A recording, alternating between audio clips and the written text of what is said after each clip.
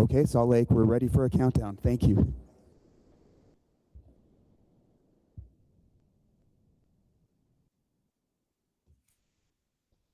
Salt Lake, we are ready for a countdown. Please bring us in. Wildlife Board meeting, we're live in 5, 4, 3, 2, Okay, Salt Lake, 1. we're ready for a countdown. Thank you. I'd like to bring this meeting to order. We want to welcome you to the Utah Wildlife Board meeting, and it's both in person and virtual today. The meeting is being held at Eccles Wildlife Center, Farmington, Utah. It's Thursday, January 8th, 2020. Wildlife Board meeting, we're live in 5, 4, 3, 2, 1. So we are. Utah Wildlife Board meeting.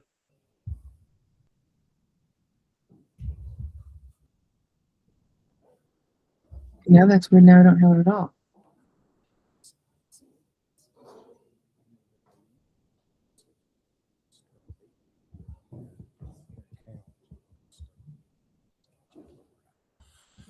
Okay, we've decided to go forward with the meeting. We'll just have this be an in-the-room meeting, and as they catch up with the technology, you'll be able to log on and get on and watch what's going on. It is a live broadcast, so your comments will need to be made at the microphones at the appropriate times. If you wish to comment, we have comment cards there where you came in. Please fill one of those out and then hand it to either Stacy or any division personnel, and they'll get it up here to us. For those wishing to make public comments, if you're representing an organization and you're the one doing that today, then you can take 5 minutes. If you're representing yourself, you have 3, and we'll need to hold to that. Also, public comments need to be directly related to agenda items discussed. Unrelated items should not be given during this meeting, but sent directly to DWR or board members. This public forum allows you to express your opinions and proposals on wildlife management in our state.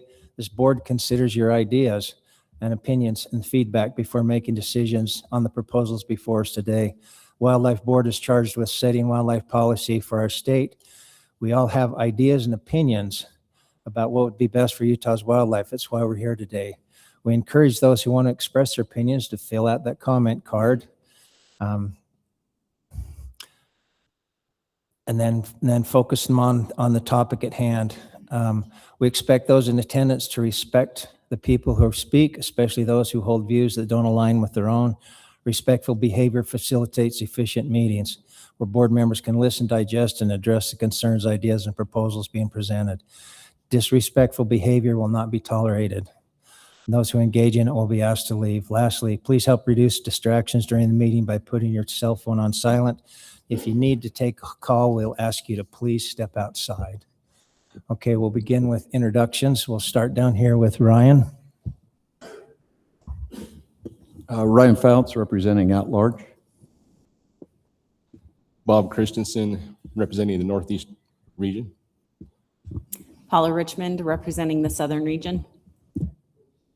Kent Johnson, Southeast region. Justin Oliver, Northern region. Chris Robinson, Central region.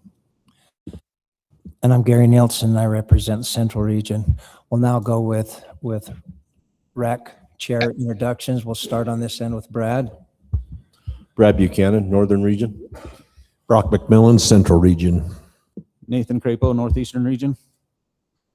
Austin Atkinson, Southern region. And we have Scoot Flannery online. Scoot? Yeah, Scoot Flannery, Southeast region. Thank you. All right. If you had a chance to look over the agenda, I'll entertain a motion to approve the agenda from one of you. Motion to approve the agenda. Motion made by Kent. I'll second. Seconded by Paula. All in favor, verbally say aye and raise your hand. Aye. Thank you. Okay, you've all had a chance to look over the minutes too of the last meeting. Is there any corrections or additions that need to be made before we set them in stone? Okay, I'll entertain a motion to approve the minutes from last meeting. Move that we approve the minutes. Motion by Bob. I'll second that. Seconded by Justin. All in favor? Aye. Abstain, I was not present at the meeting. Okay. Thank you, Kent. Okay, passes unanimously with one abstention. All right, we'll turn the time over now to Paula Richmond, our vice chair, and she'll address the old business and action log items. I will turn my mic on. Thank you very much. We only have one action log item, and it is that we move the ASSA division to look at the Antelope Island Memorandum of Understanding and adjust both season dates and hunting structure. That was placed on the action log, I believe, for the timetables to be moved so that it was before the rut, before the antlers started being broken. And I believe that's the action log. That is going to be due fall of 2026 this year. All right, thank you, Paula. Okay, our first agenda item is a law enforcement update on drones and thermals and use, and it's an informational one. Okay, we've got Major Chad Betteridge here to speak to that. Chad.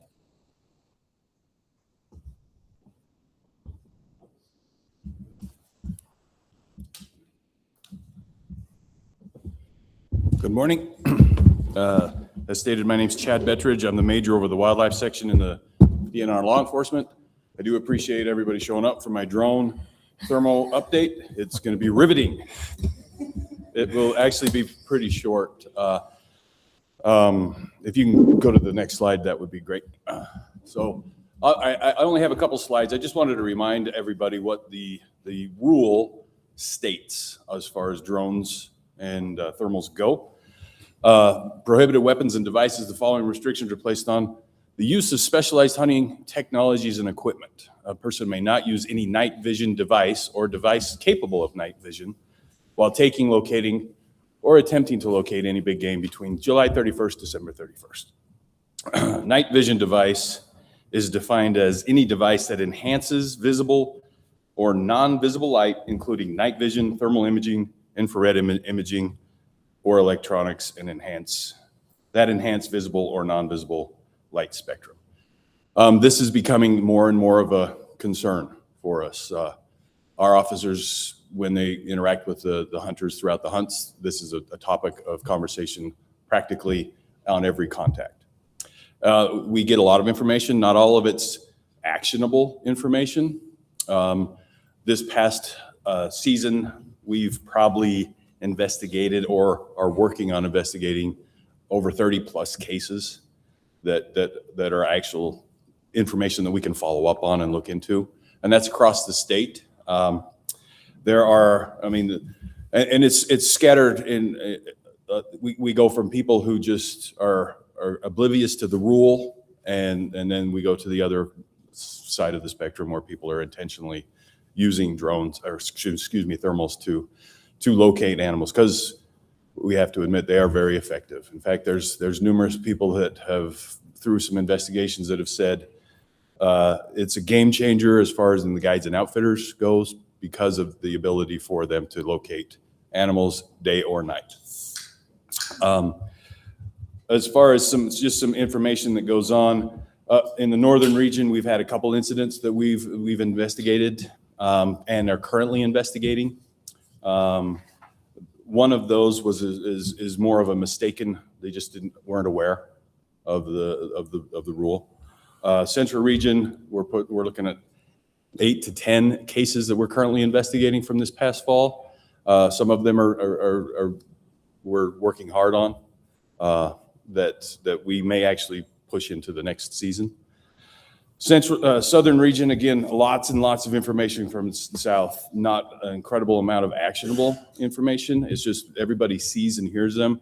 There was information, we get it a lot, that people hear drones fly over them while they're out in the field, but finding the pilot is proven to be difficult for the hunters as well as officers. Down in the Southeast region in Moab, we actually did have information of a drone pilot flying a drone during hunting season, and officers were responded and were able to contact that person, but that person wasn't hunting. They were just flying a drone. So we have people who are not engaged in hunting at all, have no ties to the hunting community, that are just flying a drone that also takes officers out of the field to go make sure this is go. So it's a interesting it creates a lot of work for officers. We're more than willing to do it, obviously, but it is things that we're working through, and it's not as simple as going to talk to somebody and say, hey, cut that out, or write them a ticket, because it does take quite a bit of investigation. The information I'm providing is very kind of generic, just based on the fact that we are investigating quite a few different circumstances, and they're under investigation. So I don't have very specific. I do have some information in like 2023. There was a citation issued down on the Ponsegant for an individual using a thermal. Let me make sure I'm getting all my information out. The locations that thermals and drones seem to be heavily focused on are limited entry areas, obviously. There's the larger the animal, the more technology and the more temptation there is for people to use as much as possible to up their game to find that big animal. So do you have any questions that I can answer? I have one, Okay. Chad. So what kinds of things do you need to have from the public who are helping report these things to make it actionable? What specifically do they have to have so they can be helpful? And some of the things that we've been provided have been very helpful. Photographs, videos, different things like that have been very helpful that we're working on. So there are times the public does a great job. And we want the public to continue to talk to us about it and everything like that. We don't want the public to get into a spot that puts them in sideways with somebody breaking the law, but always, license plates, information, stuff like that is always helpful for us to follow up on. And it happens quite often that, people think they know something that was wrong, and they provide us some information and we look into it and it wasn't necessarily wrong. But that's still our job. We do some follow-up. And so if the public wants to give us any information whatsoever, we'll take it and do with it what we can. But again, specific information, locations, GPS points, license plates, stuff like that is very, very helpful. So I have people ask me all the time. I say, well, you have your phone with you, right? Because most of them are trolling around on Onyx. Yeah. And I said, take a picture of them. Yeah. Get a picture of their plate if you can. I mean, just document what's going on. And So there was a story he said, out she said. in the basin of a hunter who could hear a drone. And if you go to the next page, that it's actually the drone law. But the drone was flying over them. They could hear it. They could hear elk being moved by the drone, but they couldn't find the pilot. So it was just so thick and such a nasty place. So yes, we're as far as law enforcement goes, we're working on developing new techniques for new technology to investigate this and to make sure that people follow the rules. It's new and it's not simple, but we're up to the challenge. So, Any questions from the board? Brian? Yeah, just one question, Chad. What's the penalties? If somebody was to get caught using a thermal during hunting season for the intent or purpose of gathering information, obviously on an animal, and they get caught, what would be that penalty? And I know that goes to city and county prosecutors. Sure. Once it goes out of your hands, but if you're in possession of it, just simple possession of a thermal during that time, it's illegal. You can receive a citation for it. And we will collect some evidence, stuff like that. If you use that animal to actually take, and we can prove that you use that device to take an animal, then it's an unlawful take, it's potential wanton destruction where the suspension and bigger fines and things come from. So just being in possession of it when an officer comes by is illegal during July 31st through December 31st. While hunting, you can have them, you just can't use them to hunt. So it's illegal to do that. However, if we prove that, like I said, if it's used in an unlawful take, it does increase fines and suspension things. One thing we're also running into is a big selling point in sporting goods stores are, hey, these things work really great for hunting big game, which they do. They're not lying, but they don't tell them the rest of the part that it's illegal to use them.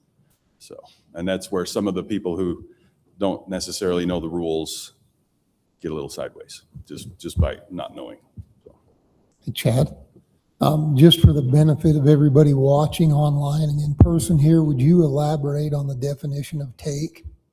So if the definition of take is attempt to go out and kill an animal. So if you're in the field with a gun attempting to hunt deer and you have a thermal on you, that's different than having the thermal in your vehicle.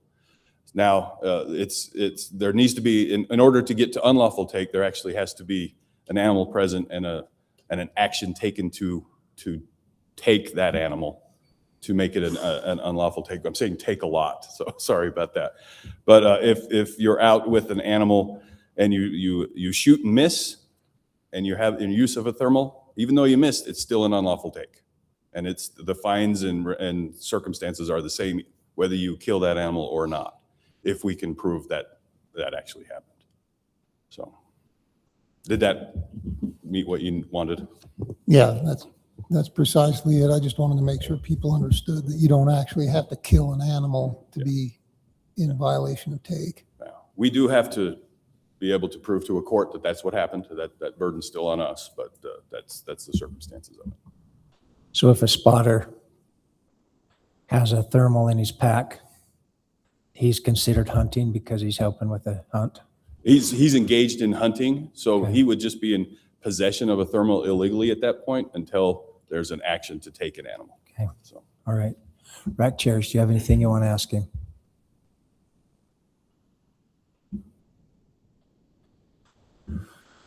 All right. Any further discussion from the board? We're good. All right. Thank you. Okay. We're going to have Director Peck talk to us for a few minutes on this next agenda item, and so I'll turn the time over to him. Yeah, thank you, Mr. Chair. I appreciate it. First of all, this is kind of unprecedented to have me stand up or sit here and speak on an agenda item. That's not typically how we address issues. And so I want to thank the chair and the board for allowing me an opportunity to speak and address this. Over the last couple months, as all of you were readily aware, we've been discussing and receiving a lot of comments and participation in our racks about a Cougar study that the division is conducting.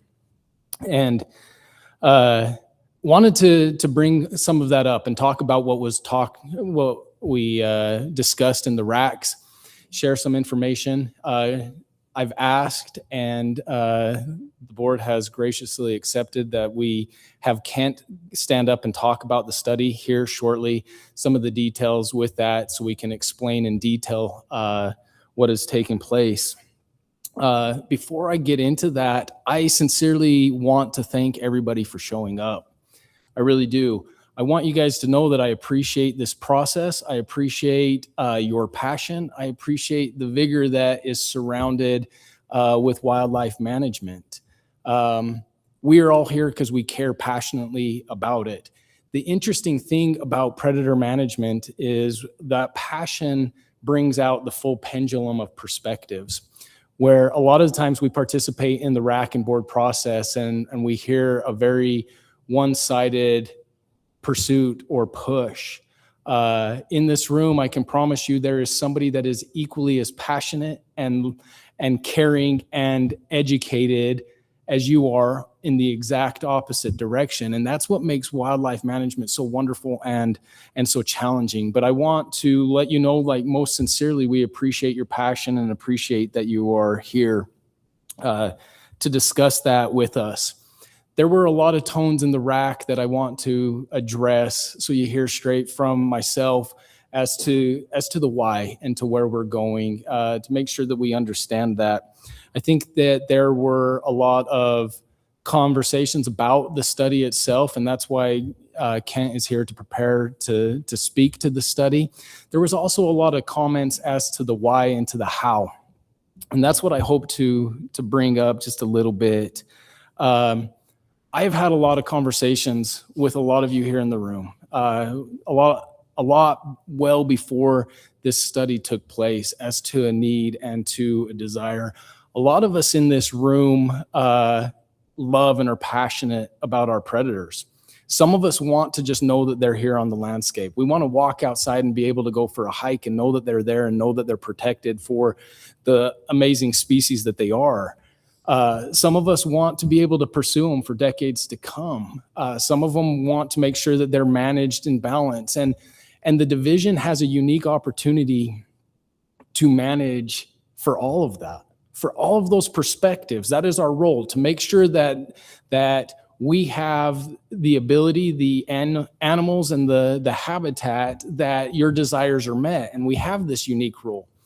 At the same exact time, we have a mandate from the legislature that tells us that we're going to look at cougar management and to study those and specifically take management actions when there is evidence that shows that predators might have a top-down effect on some of our big game species. And so that puts us in an interesting spot as we are trying to manage for the abundance and the existence of cats for those that want them, the protection of them, and to manage for a big game species that is primarily their prey. And how we do that and what that looks like matters. And I feel like in trying to balance this and move forward, the division is moving forward with wonderful partners to try and ask those questions in the most responsible manner that we can, in the most efficient way that we can. Instead of moving forward with management and reaction, asking the question in a study that is going to be open to the public, is going to be peer-reviewed and published so that we can see the results and then use that decision to see how we will address management moving forward is the most responsible manner I think that we know how. And Kent will do a wonderful job at speaking to some of that. And so we are moving forward with that study. It started, over a month ago, and we'll see how the results come out and win, lose, or draw for whatever side of the pendulum we all fall on. We will look at that information that comes out and we'll move forward with that. I appreciate the passion. Cougars have a long history in our state, and they have a bright future. And I know that I've heard everything from, man, over the last few years, it feels like everybody that loves them is getting kicked in the gut. And I empathize with you on that. I can say that we are excited to have everybody in this room be a partner with the Division of Wildlife moving forward for decades to come. If we want to know they're on the landscape, they will be there, and we're going to protect their habitat and protect them. And if we want to pursue them in a different manner, we're going to protect that lifestyle as well, because we believe that there is that opportunity. And so we're both committed to preserving, protecting, and understanding them in the best way that we know how. And so in an effort to not be as verbose as I already am, I want to just appreciate and express gratitude for coming out. We look forward to hearing those comments. Again, thank you to the online emails and the things that have come in. The vast majority of them have been very respectful and very passionate, and I appreciate you all. So with that, Mr. Chair, if it's all right, we'll have Kent come and explain some of the study in greater detail. Absolutely. Kent?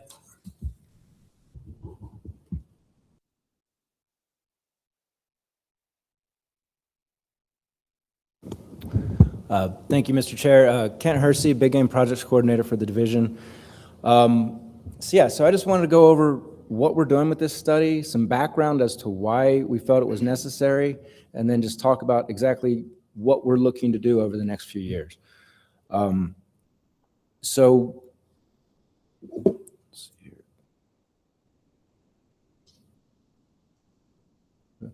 So first, just some background on what regulates population. So there's two main items that we're talking about here. We have bottom-up regulation or top-down.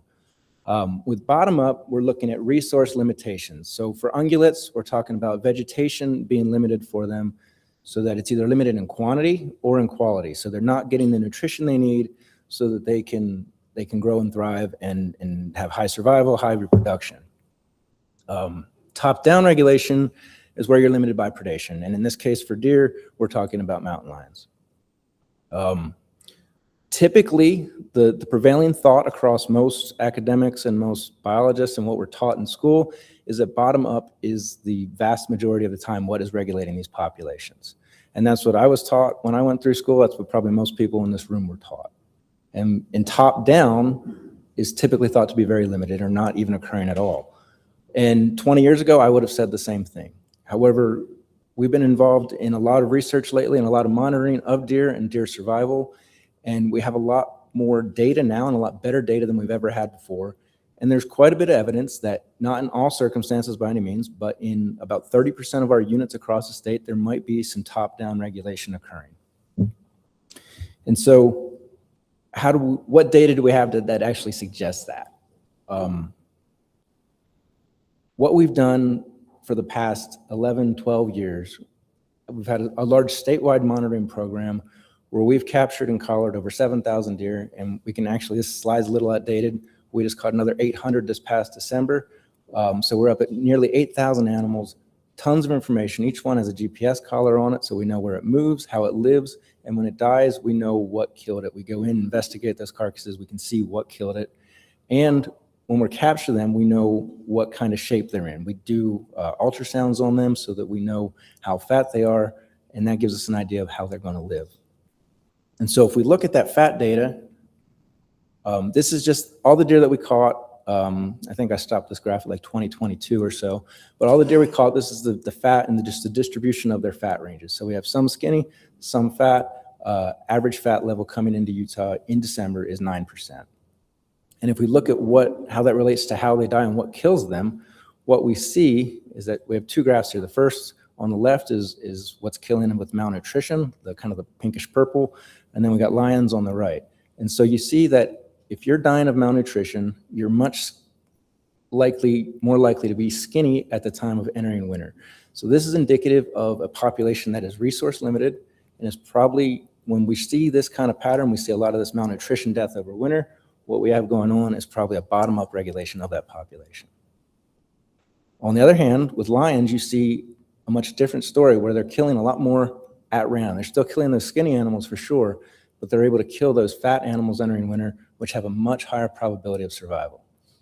So populations are set up so that if it's just a small percentage, a few points here or there, deer populations can handle that. However, the issue becomes when this lion predation side of things starts to get too much, and it gets to be what we call an additive component. So instead of just having some background mortality that a population can handle, it's in addition to what would normally die, and it starts to become problematic for population growth. So with that, what our partners at BYU did, they put together these graphs that we have lion predation, the amount of deer dying due to lion predation on the x-axis. And then on the y-axis is the overall survival on the left graph, and then on the right, it's population growth, or what we call lambda. And so what we see is that as lion predation increases, the likelihood of achieving average survival, so if we look at the left graph, that dashed line is our average survival. If it's low and only a few points, 2, 3, 4, we can achieve average survival in almost all years on all units. Each dot is a unit, is the survival for that unit in a given year. And so when it's low predation due to mountain lions, we see a pretty high likelihood of achieving average or greater than average adult survival. However, when it exceeds about 7% or so, you see that inflection point on the graph where it starts declining more severely. We start to see it becomes very difficult, not fully impossible, but very difficult to achieve average survival on those units. And if we can't achieve average survival, the likelihood of that population growing, if you look at the lambda graph, goes down. And so again, looking at that right graph now, that's that population growth.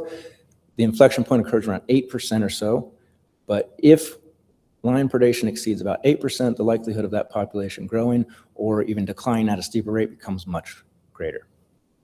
So basically what we think is going on is that once it exceeds these 7 or 8% values, we're having additive mortality on these populations. And so that's what we're trying to do with this study. We want to test if this truly is additive mortality, then if we reduce that source of mortality, what we should be able to then see is a corresponding increase in these deer populations. And that's the whole point of this study. So with that, what we wanted to try and do was evaluate the influence of that predation by mountain lions on the survival of mule deer. And I've been speaking, a lot of our data is on mule deer, but we're also have a few units where we're doing this on bighorn sheep as well in concurrent. And so we wanted to see what is that mortality rate? What are we seeing? And then we wanted to look at the effectiveness of that predator management on the population dynamics of these ungulates. And so we're doing this. We initiated this study in this past fall. And what we're looking to do is we're doing this on 6 units. And we chose 6 units because we want a lot of replicates. We want to see it, how it works, not just, is it a one-off thing on one unit? Or can we actually repeat this on multiple units? And because we've seen it as a potential limiting factor on multiple units.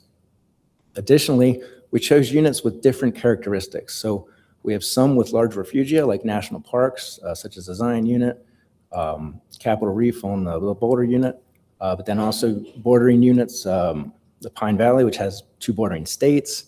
We have tribal grounds nearby on the Wasatch unit. So a variety of factors to see when and where can this predator control be effective.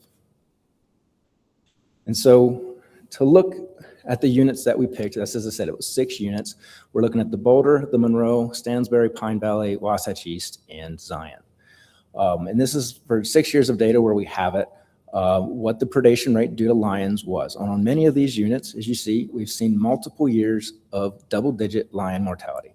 It varies year to year to some extent, but we certainly see some lion issues, at least at times, especially when we look at the 5-year, 6-year averages on those units. 3 of these units are long-term survival monitoring units, the Monroe, Pine Valley, and Stansbury. We have 10+ years of data, so we have great data on how lion predation is what it's been over the years, what the fat on those deer have looked like, what the nutritional condition of those deer look like. And so they really work well to add this component so we can look at a before-after approach.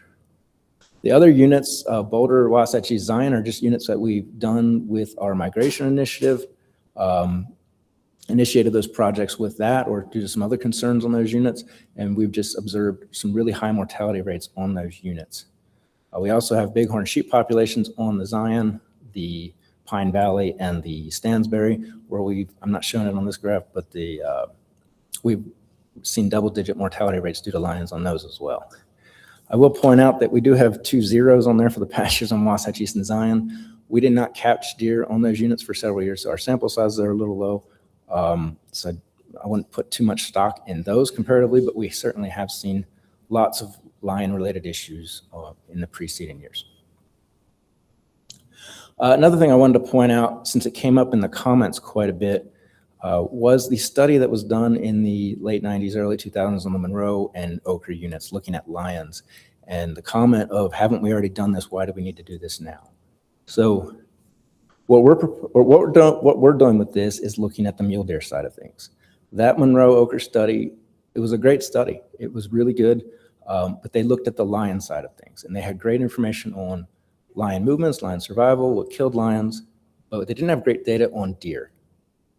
We at the division didn't have any deer collared at the time. So we put out estimates based on average survival across the West.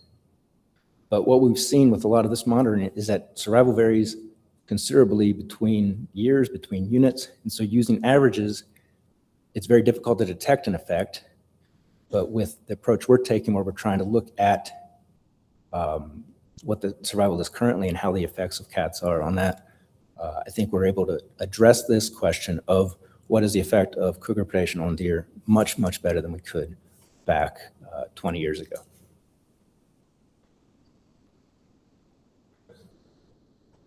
So how are we going to address this question? What is the method? What methods are we using? So for mule deer, what we're doing is we're capturing deer on 6 different units across the state, as I said, and we're aiming to, we want to get a sample of 50 adults collared on each unit and 30 fawns, 6-month-old fawns collared on each unit. And we're going to do that each December, and then that's going to tell us what their survival rates are, and we're going to investigate each animal quickly to get cause-specific mortality. We're also going to monitor body condition on these so that we can see how fat they are. Is it a malnutrition issue plus a cougar issue? Is it, if we eliminate the cougar side of things, do they all just switch over and just die to malnutrition? Are we just shifting things out? We don't know what the answer to this question is going to be. So we're trying to see and just understand, how does eliminating the cat side of things, or not eliminating them, but trying to reduce the cat side of things, how does that affect the population? How does that affect all aspects of the population? Not just, are we reducing the cougar take, but are we shifting it to some other source of mortality? And can we see a corresponding increase in growth? We're also going to monitor fawn-doe ratios, and that'll give us an idea of what the survival is from 0 to 6 months. In the ideal world, we'd collar neonates, but that's extremely expensive, time-consuming, and on this many units, it would be very challenging. So this is a good proxy for that, as we have seen on some studies where cougars can have a pretty strong effect on the neonate side of things. And then we'll use all this data that we obtain to get an estimate of lambda and how that does shift over time, and can we see an impact of increased cougar harvests on deer populations. With bighorn sheep, as I said, we have those on 3 of these units. A lot more challenging to monitor the quantity of data we have on deer, so we're not doing it quite as extensively. So we're just going to be focusing on the adult side of things and looking at adult survival, maintaining 20 collars on each of those 3 units. And then we'll use aerial surveys just to look at population trends on those units. On the cougar side, we're going to be looking at the total number of lions removed by these trappers and looking at how that affects the age structure of these populations, how that affects, does it change in sex? Are we varying the sex ratios that we start with, and does it differ towards the end of the study? Looking at capture effort and trap effort, does that increase over time, indicating potentially lowering of that population, making it harder to get? And then none of these units are close to hunting either, so we'll still be monitoring the hunter-harvest side of things, seeing what they're taking. And I also want to note that the methods being used are methods that we've been using for 20+ years. We're not doing any poisons, anything of that nature. We're looking at take methods of cats that have been used by wildlife services and other groups for 20, 30, 40 years. And then just the timeline to end on the timeline of this study. We're doing this as a 3-year study. So we initiated it this fall. We're going to do it for another 3 years. On the cat removal side of things, we're going to be monitoring the deer and bighorn for at least 4 years so that we see it. We're monitoring them during the cougar removal. And then we'll also go at least 1 more year after that. And then we'll, in the final years, we'll be writing everything up and putting it together.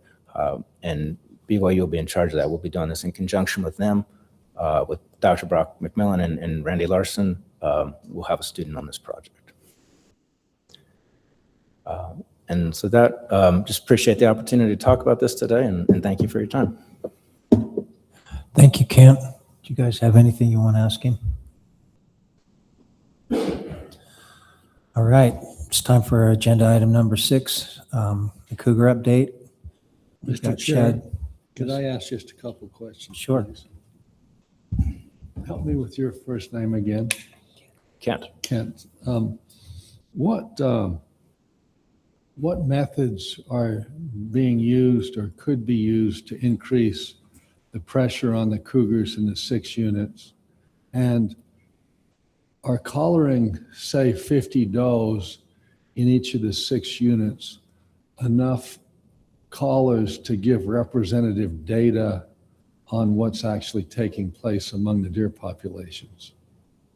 Yeah, so we'll start with the methods. Yeah, so as I said, they're still open to hunting as the general public, but we do have trappers who are going to be on each of those units, and they will be focusing on using trapping and snares to remove lions and try and reduce that lion population on those units. With the sample size of 50, yes, I do think it's definitely a sufficient sample. That's a very good sample. That is what we strive for on our survival monitoring currently. And if cougars are impacting things, what that would mean is you'd probably be losing 5, 6, 8 animals to cougars each year if you're seeing that double-digit mortality associated with that. And it does give you a very robust estimate of adult survival. Thank you.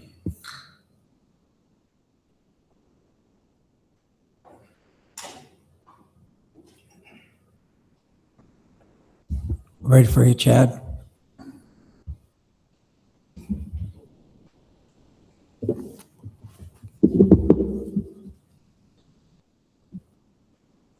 This is Chad Wilson. He's the mammals coordinator. Do you have anything you'd like to add or clarify at this time? No, the presentation I gave was pretty short and brief, and It was short. If there's any questions, I'm happy to go over those. Okay. Any questions from the board?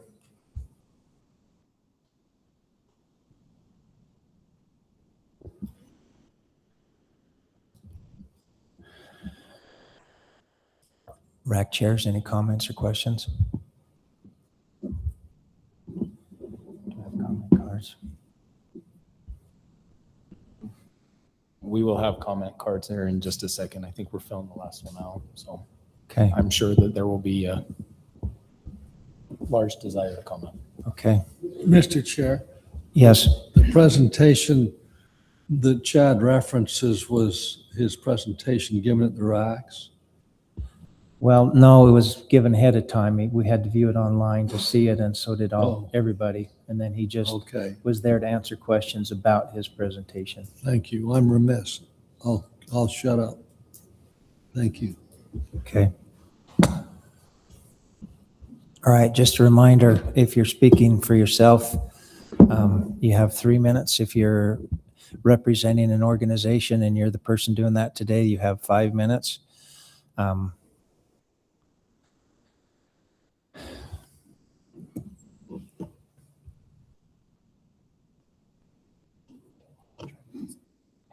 Please.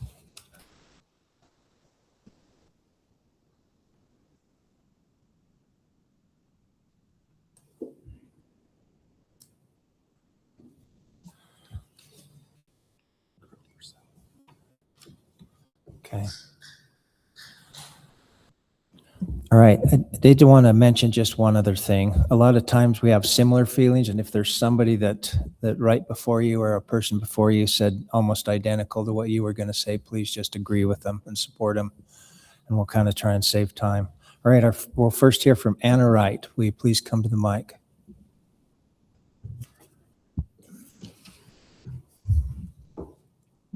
Hello, thank you. My name is Anna, and I'm coming from Heber, and I'm here to represent the Utah Mountain Lion Conservation.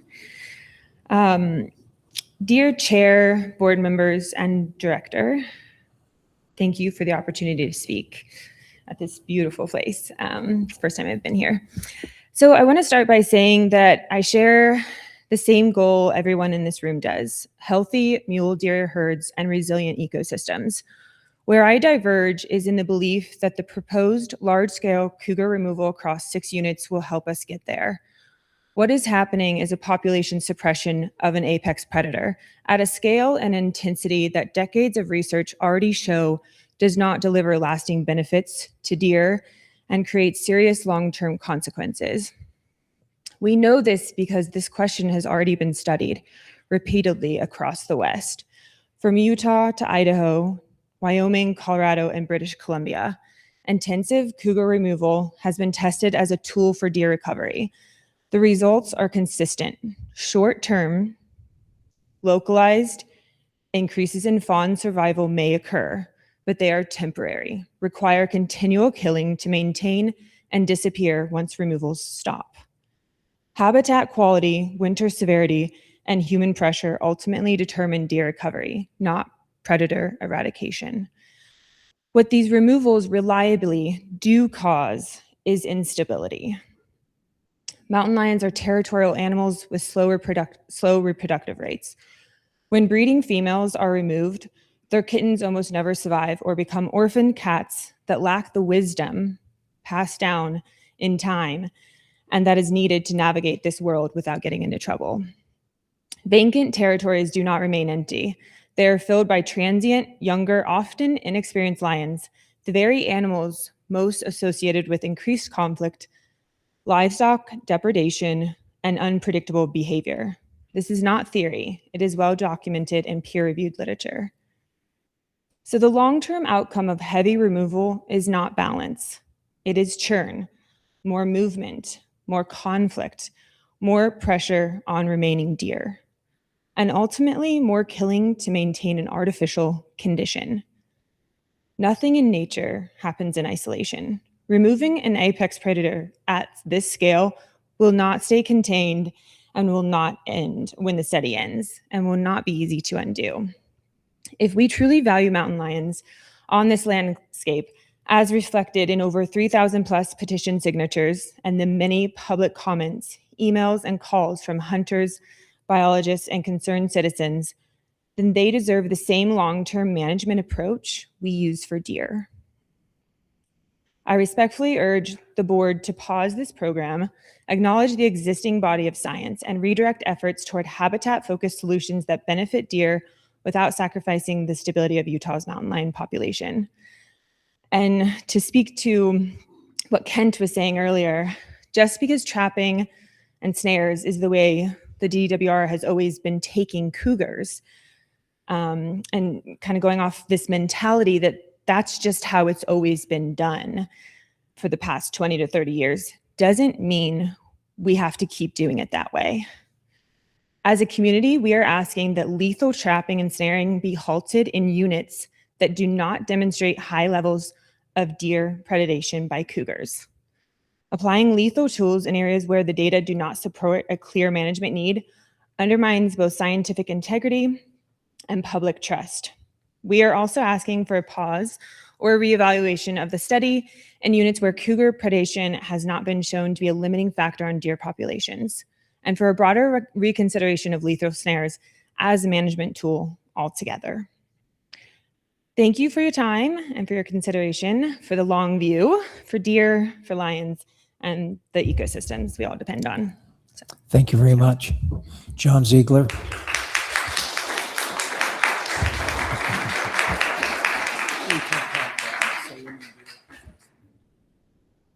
Hey, we'll ask you to hold your applause, please. That's inappropriate for this meeting. Hey, good morning, everybody. Chairman Christensen, Director Peck, Wildlife Board members, RAC chairs. I appreciate the opportunity to chat with you this morning. I appear here today on behalf of the Mountain Lion Foundation, where I serve as chairman of the board. The mission of the Mountain Lion Foundation is simple: to ensure that America's mountain lion survives and flourishes in the wild. I recognize that not everyone here may agree with that mission, but I hope that upon further reflection, we may come to understand that we share more common ground than may first appear. I participate in Utah's wildlife management process for more than 20 years, and currently have the privilege of serving on the Central RAC representing watchable wildlife.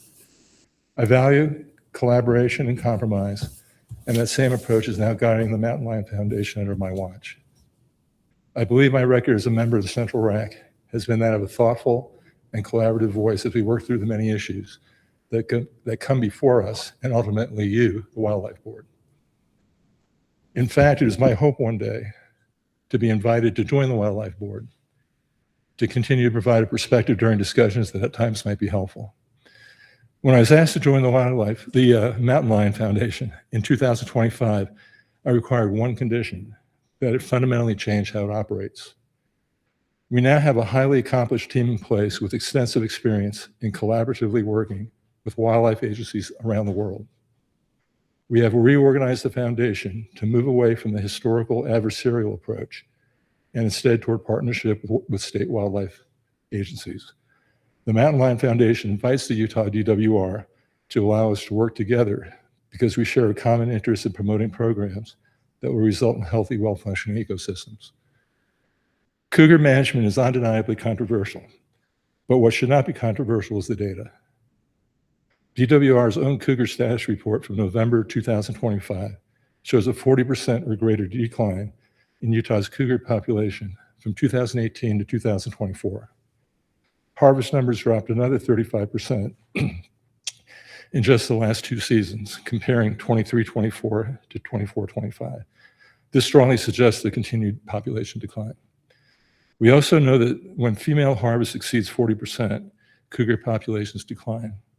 The Utah Predator Control Program's 2024 annual status report shows that the female harvest in Utah is now approaching 60%. That's the highest level in more than 3 decades. That level of female removal severely limits any chance of population recovery. HB 469, which went into effect in May 2023, changed how cougars are hunted.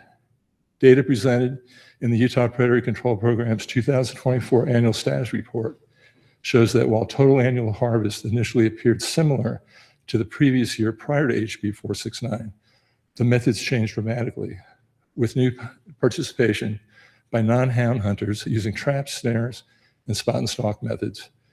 Since then, we've seen substantial collateral damage occurring with increased risk to pets and hounds, as well as declining cougar numbers, particularly in areas with good road access. Against this backdrop, allowing the predator management study to continue with the aim of removing essentially all cougars from 6 units is deeply controversial from a science perspective. We already know, as the previous speaker said, that the lethal removal of mountain lions to increase ungulates is not a long-term solution. Using DWR, radio-collared deer, to locate kill sites and thereby facilitate the contracted lethal removal of cougar in these units is highly controversial. Funding for the study by outside special interest groups focused on hunting of ungulate species such as deer, elk, and bighorn sheep is likewise highly controversial. On behalf of the Mountain Lion Foundation and the many Utah citizens who may not even be aware that this predator management study is underway and who would be strongly opposed to it, I respectfully ask that you halt the study immediately. I also invite the DWR to engage with the Mountain Lion Foundation in a collaborative approach to cougar management. Thank you all very much. Thank you, John. We'll now hear from Wait. Hey, guys, really. We don't, that's not appropriate for this meeting. So please don't applaud at the end, even if you agree with it. He made some really good points, but please don't applaud. We'll now hear from Sierra Nelson and then Sunday Hunt will be after her.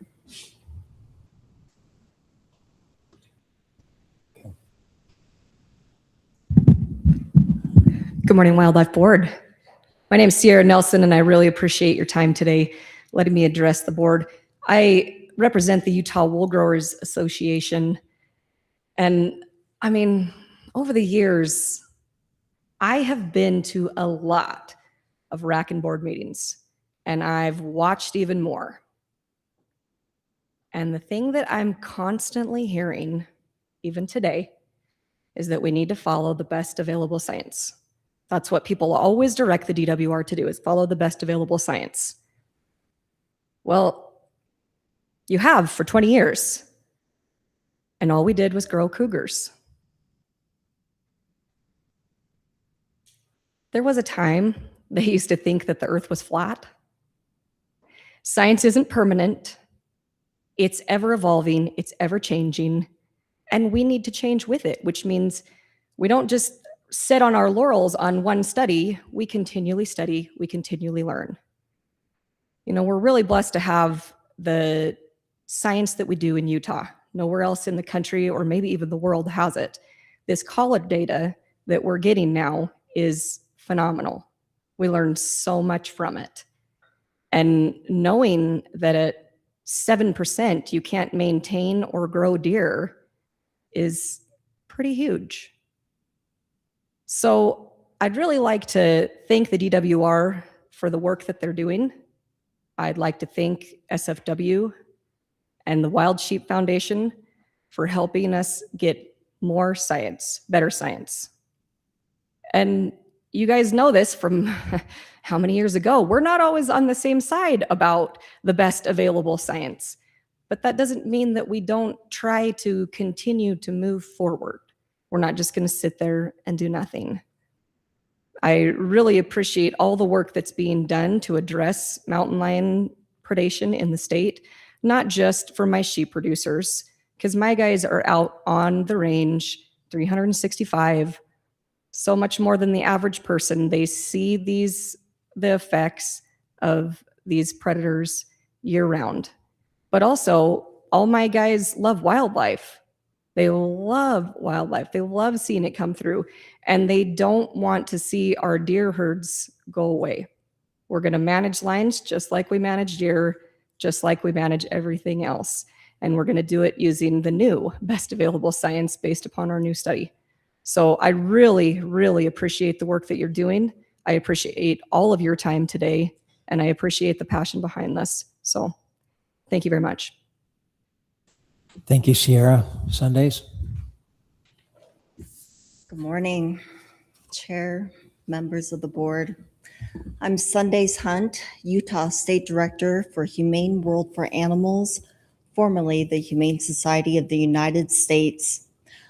On behalf of our members and supporters, I thank you for this opportunity to speak today.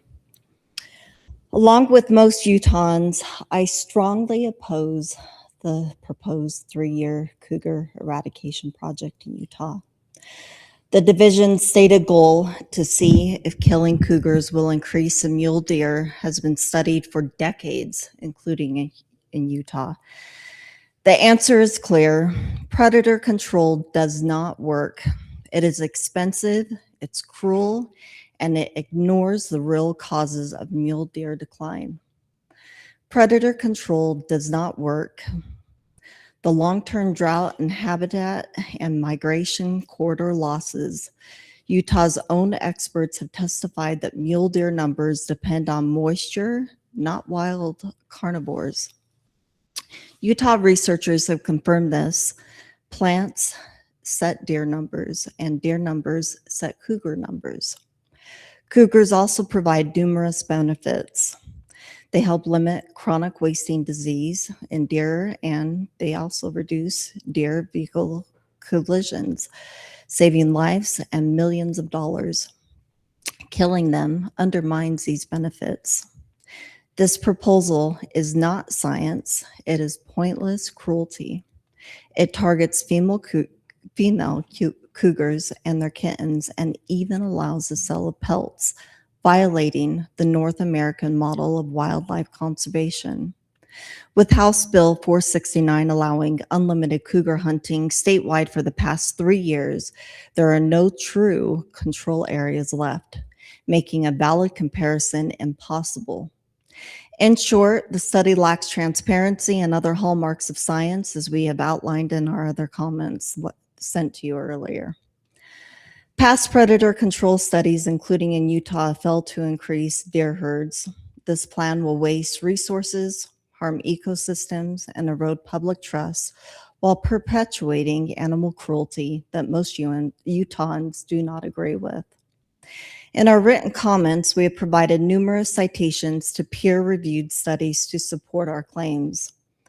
I respectfully urge this board to reject this proposal and instead focus on habitat restoration, putting funds toward highway crossings and drought mitigation projects, the real solutions for mule deer. Thank you. Thank you, Sundays. We'll now hear from Bowman Day, and then we'll hear from Daniel Davis.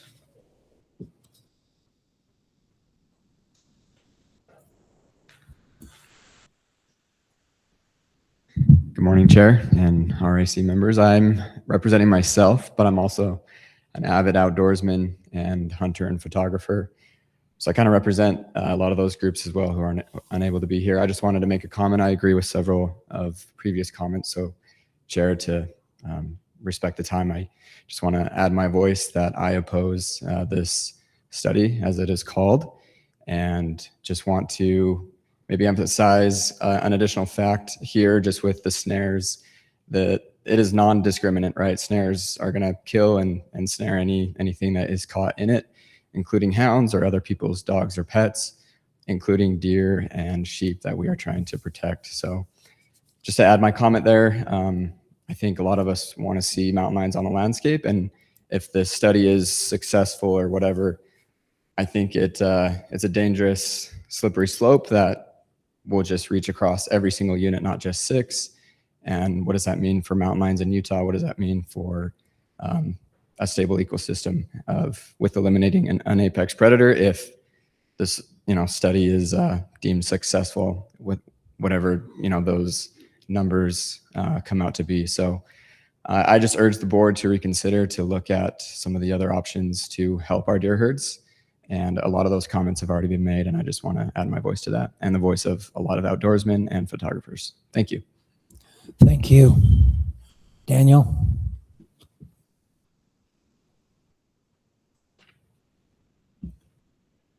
Morning, Wildlife Board, Mr. Chairman. Thanks for the opportunity. My name is Daniel Davis. I'm from Vernal, Utah. Been a minute since I've been up in front of the group, so we'll see what we do here. I'm a sportsman, a conservationist, and a hunter. My passions run deep into hunting. I work so I can hunt. And if you ask my wife, that's also the priority. But anyways, I shared with some information with the Wildlife Board. It was very late, and there's a lot of work that went into that. Understand if you haven't had a chance to review that. But what I wanted to illustrate is that, and mine mentioned that I've also served as a RAC participant as well for 8 years in the Northeastern region. But that data that I shared is not data that I found from some other study conducted in another state or anything like that. The numbers and data that I shared also came from Utah. Those are the reports published by the DNR. The trend data is out there. It's nothing special. It just took a lot of time. And I have a day job, so it was rough. But anyways, the interesting thing that I found while compiling this data was the deer populations and what they do. In my backyard, we've been on a pretty heavy harvest of mountain lions for over 10 years. I've got to see the effects of that personally.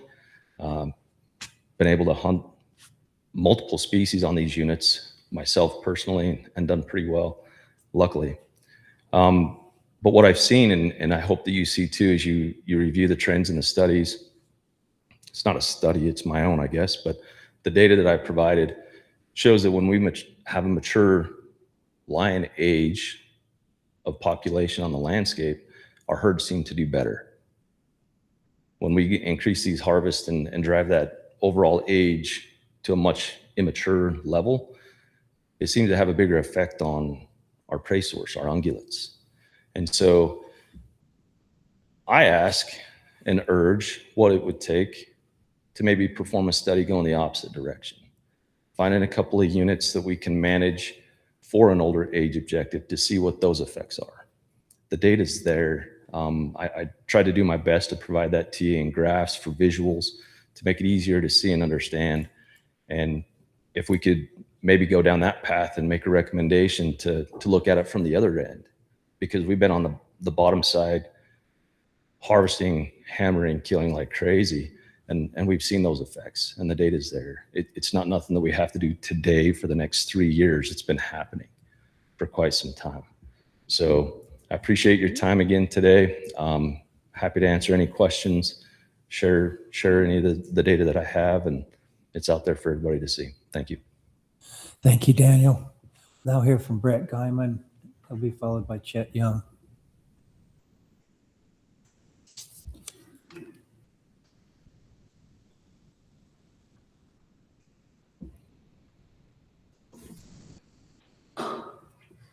Brett Guyman, representing myself. I'd just like to reiterate what Daniel has just said, that there is no correlation. If you want to draw a correlation on a macro basis, looking at deer population trends versus lion population trends, the trend is that deer go down when lion populations go down. That's not to say that individual units need to get taken care of. The division has told us for the last 8 to 10 years that they have the ability, based on their collar study, to be able to identify units that there may be a top-down predation problem that's suppressing the deer herd. what the division has told us is with that. In fact, the gentleman that gave the presentation indicated that statewide, it sounded like about 70% of our units don't have a top-down problem. So as he stood up here and said that we haven't done this study before, we have done this study before. And I'm not talking about the Monroe study. That was a very valuable study, but we've started this study about 10 years ago, a little bit less than that maybe, where we really hammered lions hard. You know, the objectives and the methods that he indicated in his presentation are the same objectives and methods and outcomes that we already have. We've already done this before. We just need to go back and look at the data that we've already got to draw the same conclusions. Is it new science? No, it's the same stuff we've done for the last 5 to 10 years. In addition, you know, the division has told us what their intent is to identify those units, hammer the lions hard for 3 years, and then that they would back off. They would back off of killing cougars and hammering those hard. I want you to kind of look back over the past 5 to 8 years and ask yourselves, how many units in the entire state have we backed off on cougar harvest? The division has told us over and over, they can identify where lions are a problem. They're going to hammer it hard. They're going to back off. We haven't backed off in the last 5 years. If anything, or not if anything, we've definitely increased pressure on lions. And the data shows it's just for the sake of increasing pressure. Additionally, I've got 30 seconds left, and I hope I can fit this in 30 seconds. But the model that we say we prescribe to, the North American conservation model for wildlife conservation, its 7th tenet indicates that we manage wildlife based on science, explicitly to eliminate influences of emotion and politics. So take a look in the mirror in what's happened in the last 5 to 10 years and ask yourself if we're following that model. We say we do, but do we really? Thanks. Thank you, Brett. Chet Young. Be followed by Corey Huntsman. Chet Young, represent myself. I appreciate the time to be here, guys. I haven't been actively involved for last 5 or so years, but from about 2009 for, I don't know, 10, 12 years, I was very actively involved with the Lions and the Bears and the Hound Club. Back in them days, we were fighting, trying to keep limited entry units open and not going to harvest objective. I look at the numbers now. Obviously, there's not even really a harvest objective. There's no limited entry. It's gone. But harvest objective was designed to kind of bring the lion numbers way down. Back then, we had a lot better deer numbers than we have now. We had a lot better lion numbers than we have now. I spoke with Riley a little bit, and he's saying, trust me on this, and I do, wholeheartedly.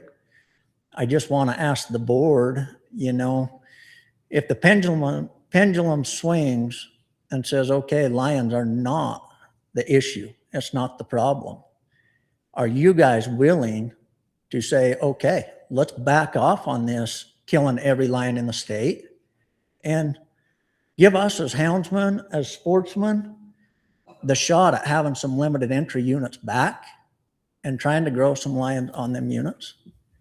I appreciate your time. Thank you. Thank you. Corey?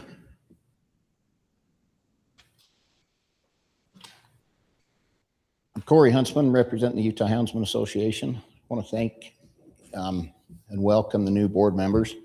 I've heard a lot of good things about all of you.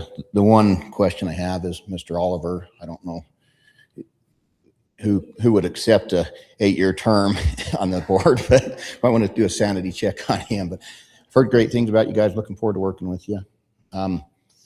This is actually my last board meeting as president. I've been serving for 6, 7 years, and this is the last one. I was really hoping just a non-controversial meeting and a easy one to get through in the last one. And Director Peck really burst that bubble for me. So with all jokes aside, the Utah Houndsman Association does not support this study. We find it, you know, morally, I think it's wrong when we're killing the kittens and some of the tactics, but the optics are horrible. I think, you know, we've taken advantage of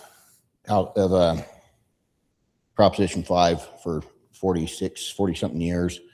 And as we all can see, our state's turning more purple every year. And whether we want to admit it or not, I mean, you just watch the congressional maps get changed where the legislature had no say at all. And some of those maps that were proposed were pretty scary. And if those go through, I don't think Prop 5 can protect hound hunting and trapping like it has been. And a study like this, with the optics it's bringing on Utah from some of these large organizations that we watched our neighbors to the east, Colorado, fight with their line and trapping fight this last year. I just don't think we need to bring this to Utah any faster than it's already coming. I really trust the researchers that we have in this state. Utah State and BYU do a phenomenal job. We watched the working group meeting several months ago that they presented to the Wildlife Board.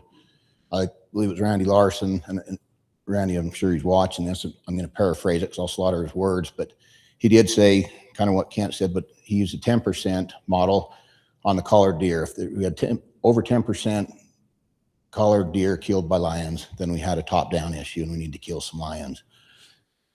So why aren't we trusting that method? Why aren't we trusting the researchers on this and just giving this a little time and going with that model?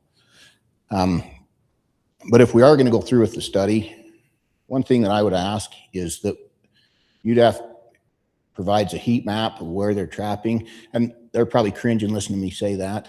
I'm not asking for GPS coordinates or even certain drainages, just maybe like a mile parameter outside of from their furthest trap.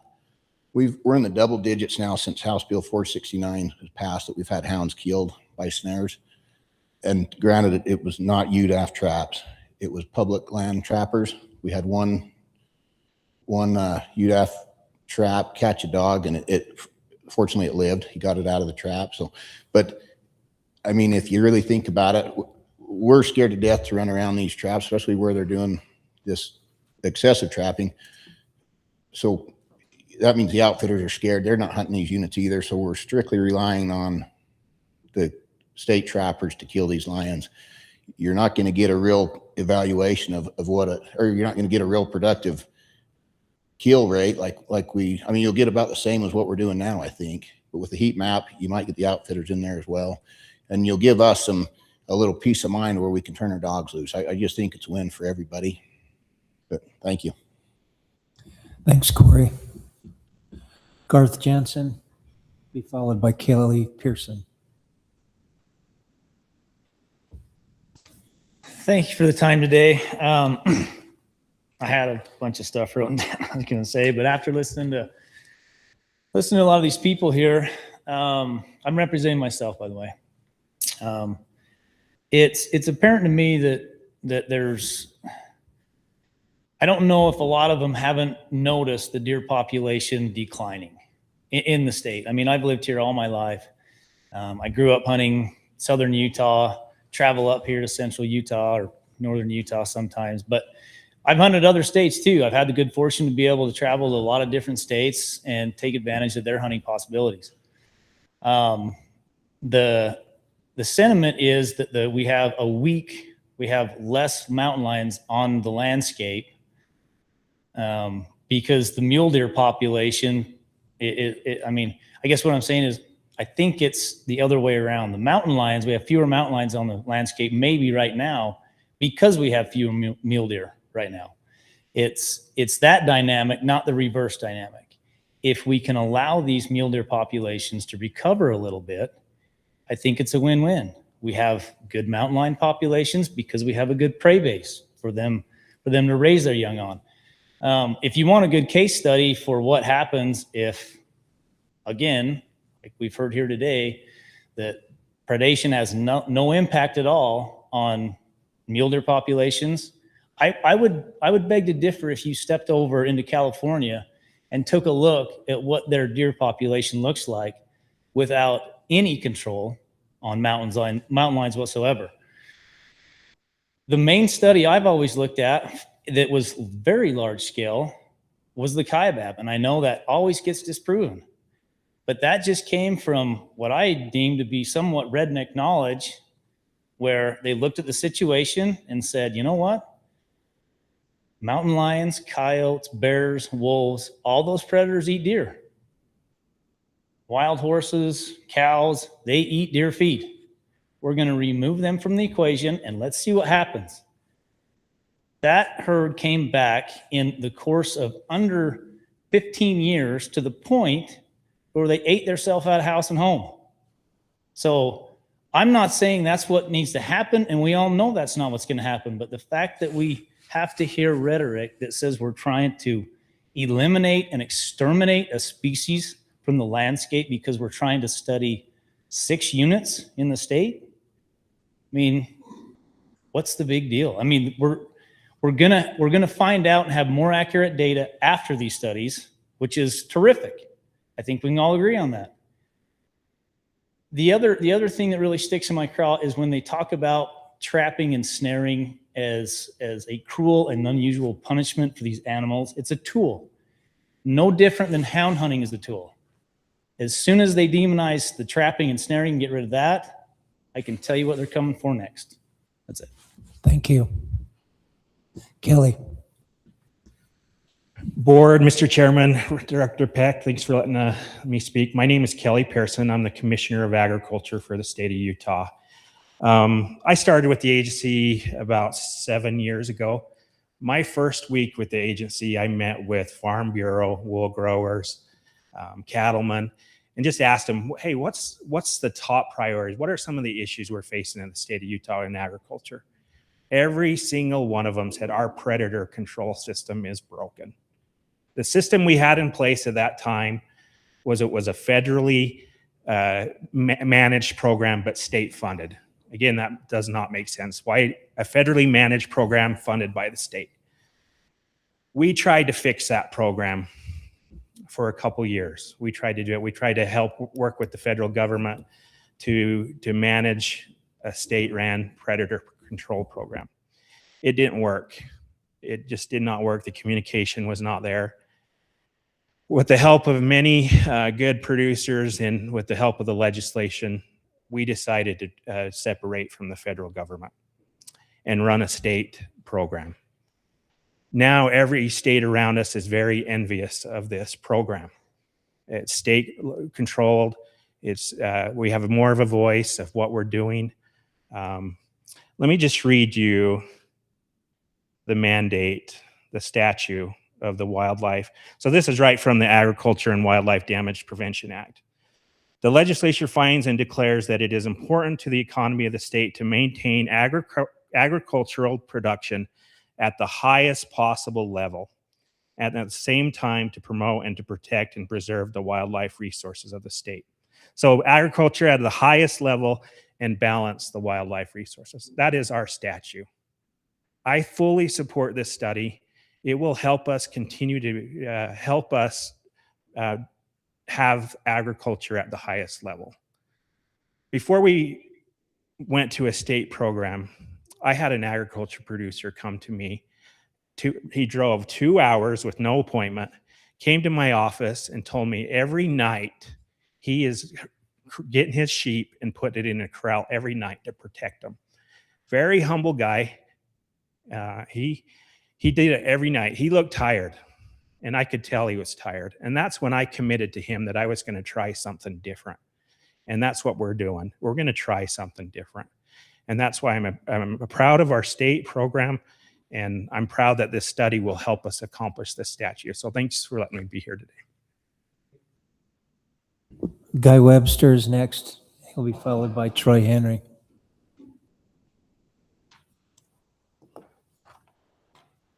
Guy Webster. I've been coming to these meetings for nearly 40 years, longer than a lot of these people have been alive. And part of what was Utah Houndsman Association in its former years, Utah Big Hound Association. Got a lot of experience, have had dogs since 1983 and stuff. It's passion. But the one thing we need to talk about is balance. Where's our balance? We all talk about mule deer numbers dropping. I've been around long enough to see changes, but look at our elk herds and what they were 30 years ago, 20 years ago. Balance. We've got more elk, but we also have a lot less lions. When I first started this, our state approximated 4,000 lions in Utah. We're sitting at just over 1,000. In the last number since 2018, we're down 700 lions. If we do some math of what a lot of people claim is 50 deer a year killed by a lion, where's that 254,000 deer? We should have deer going crazy because we've knocked the shit out of deer, or I mean the lions, and the deer aren't coming back. We continue to go after the lions, but we're not doing the other things. It really irks me. The book cliffs, for instance, we talk about our habitat on the book cliffs being a limiting factor, but you guys just voted to increase the bison 200 head. And now we're going to be blaming the deer and the elk and stuff on the predators. Where's the balance? We need to balance. We need to have lions. We need to continue with lions. We've already reduced the numbers to where it's ridiculously low to what it is. The wool growers up here talk about things. Where's our study on their sheepdogs and how many deer they kill? I've personally watched sheepdogs come in and kill a lot of deer. I've talked to the division about it, and they've done nothing. They're not keeping track of their dogs. How many times have I found dogs top of the Book Cliffs roadless? Not a sheep in there, but their dogs are there. They're not keeping track of them. And if their dog's there all summer, he's not eating Alpo. I've been in Nash Wash and seen probably 30 to 40 deer killed one winter. Talked to the division about it, nothing doing. You know, they need to take responsibility. Let's balance. Let's balance what we're doing. This study is ridiculous. The snares are ridiculous. And mark my words, somebody's going to catch a dog in a snare, and you guys are going to be sitting here as a board explaining why somebody's foo-foo dog got killed by a snare, and you guys are allowing it. Step up to the plate and do your responsibility, and let's stop this study, and let's stop this snaring. Thank you. Troy Henry will be followed by Cody Webster. Troy Henry with the Utah Farm Bureau. It's good to be here today. I had a professor in college that started every class by saying, he was a psychology professor, and he said, why do we do the things we do? And it's always stuck with me because every day it was the same thing. And I think that's all we're trying to do here is figure out, why are we doing the things we do? Are they right? Do they work, or do they not work? The one thing that it seems like every person in the state of Utah is on board with is growing more deer. And we feel like this is a unique opportunity with improved technology to get some answers to that question. We don't know all the reasons why our deer aren't coming back as fast as we'd like, or else we'd already have them. But we do know why depredation happens with sheep and with livestock.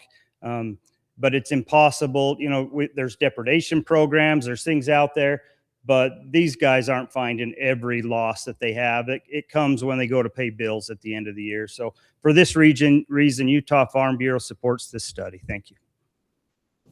Thank you, Cody. He'll be followed by Kirk Robinson. Cody Webster. As has been stated, our lion population is about half of what it was 10 years ago. That's about 1,000 lions less.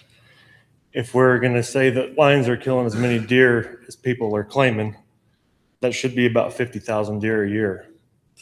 We're not seeing 50,000 deer a year more. So either the lions aren't killing as many as we're saying, or everything else we're doing is garbage, because we're not making up that deer.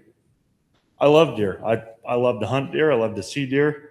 But we've got 300,000 of one species and 1,000 of another species, and we're saying we need to kill the species that we have 1,000 of because we don't have enough of the 300,000.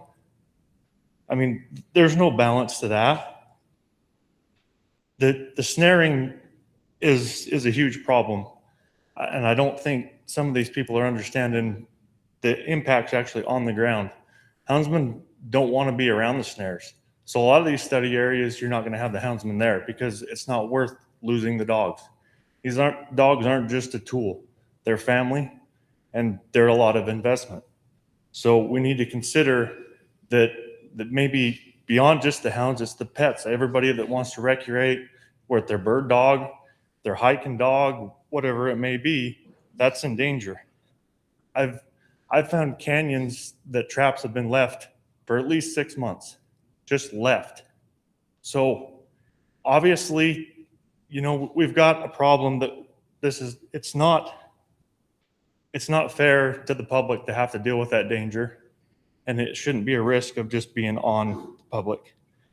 And also, just as a houndsman, that I grew up as a houndsman since I was a little kid, it's extremely hard and frustrating for me to try to introduce my kids to hound hunting when all you can do is just go out and go days and days and days and not find anything. It's hard to get a kid's interest in that. I've got 2 little girls, and it's tough. Like I mentioned at the Southeastern rack, that'd be like trying to take and introduce a kid to elk hunting on the Henrys. Yeah, there might be elk on the Henrys, but I'll be damned if you can excite a kid on the Henrys trying to find elk.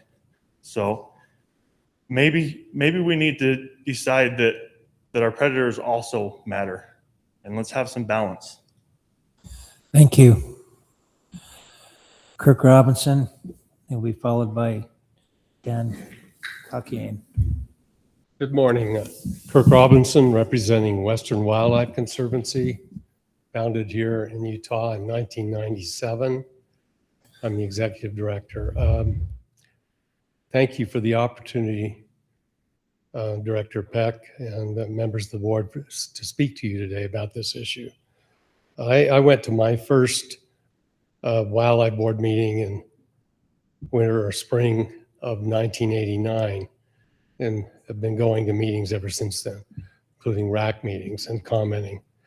I wanted to thank also the gentleman, big game program coordinator, I've forgotten his name, for his detailed presentation. Part of that presentation, it was either you, Director Peck, or the man that made the presentation, said he would explain the need for this study. The need. I didn't hear a need explained. If I had more time, I'd ask for somebody to explain it to me now, but I think such explanation as there was given in the report, and all it really said was, well, here are a handful of units where the data we have suggests that the deer mortality caused by cougars is additive and not compensatory. And then let's just combine that for a moment with the idea that we need to follow the best available science. Okay, so we've got the scientific data. These units show that there's some additive mortality to deer from predators, mainly mountain lions. What's the relationship between that and the value judgment that we need to kill some, find out, we need to kill some mountain lions to find out whether or not the deer herd grows as a result? That's a value judgment. It's not dictated by the science, not by any means at all. There's no logical relationship between the two. In case you think don't know what I'm talking about, I have a PhD in philosophy, emphasis in epistemology, which includes the philosophy of science and history of science. I understand science.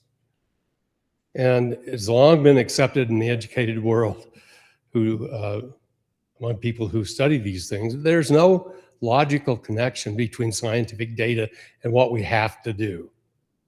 It's wrong to talk about following the science because the science doesn't tell us what we must do. Point I'm making is that is a decision. And the decision is based on the basis of values. And in this case, the value is apparently it's worth killing lots of mountain lions on these management units, even through strangling, which is a horrific kind of death, to find out whether or not the mule deer population responds by growing. Why do we need to know that? Suppose we found out that it was true. Would we continue to kill the mountain lions and extend the program to other hunting units so we can have more deer? Let's just be honest about this. This is all about having more deer. That's the value. And I understand the power structure in this state, and I know where the power flows, what direction it flows in. And I know that you guys don't have the ultimate power on these things. Purse strings are controlled by the legislature and the people in the natural resources, ag and environment committees. And that's what's happening here. Now I want to talk about ethics briefly, because this never gets talked about. I didn't ever hear it discussed. What's ethical about strangling an animal to death? Do you know what happens when a dog, a hound, or a lion is strangled to death? Blood can't flow back into the body. The head swells up. It's got to be extremely painful. It's not an instantaneous death. This is for the sake of finding out whether or not maybe there'll be a few more mule deer for hunters to hunt. Let's just be honest about that. And what about, kittens that may starve to death or be killed by predators when their mothers are killed? Are we concerned about that? I don't hear any talk about that from the Wildlife Board, the RACs, or the division. And what about the social structure of the mountain lion community?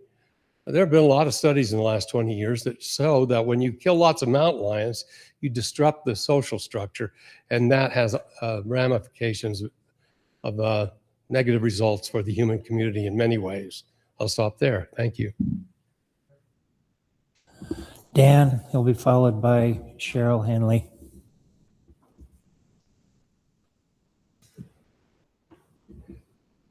Oh, Dan. Cheryl, are you ready? Oh, there's Dan. Sorry, Dan Cockane. I'm just representing myself. I appreciate that we all have different opinions and experiences, but I'm really concerned that we're going down a road where sportsmen can't and conservationists can't align themselves together. I mean, when I look at what we're doing here, a group of sportsmen have to align ourselves with these radical animal rights, whatever you want to call these groups, to preserve a tradition and a sport that we love. And it just turns my guts. I think that we need to really take a good look at, are we motivated because we have this surge of money that comes from a sportsman's group, or are we truly interested in the science? If we are, then we ought to fund it. If we're not, we should have the courage to say, thank you for your offer of these dollars to do this, but we don't need it. I think that we got to look deep inside ourselves, because there's a really good opportunity to open a Pandora's box that we're not going to close here. That's all I have. Thank you. Thank you. Cheryl, be followed by Randy Smith. I represent myself, and I feel like I represent a lot of Utahns, citizens who watch these actions and may not be sportsmen or scientists. I agree with what the Mountain Lion Foundation has said, what has been presented against this study. It does seem ridiculous to me. It seems unscientific. I am not familiar with these meetings, but I am familiar with science to a degree. And the presentation that we saw supposedly justifying some of these study proponents, we were shown a map of thousands of collared animals across the state, and then we were shown a graph or two showing N equals 42 and I think N equals 67, which are tiny numbers of individual animals. And to base decisions on that kind of data, if that's really what's happening, which is what we were shown, I think is completely irresponsible. I think the science shows that deer populations respond to the conditions and the habitat where they exist. It doesn't depend on mountain lion predation. And apparently the mountain lions in Utah are much reduced. And again, the deer population has not increased since that loss of mountain lions. So I'm against this study, and I think you will find many Utah citizens, perhaps the majority of us, are against it. Thank you for your time. Thank you. Brandy, and then JJ Brewer.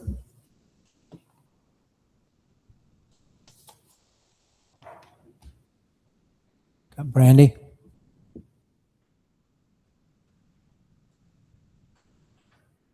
All right, JJ, you ready?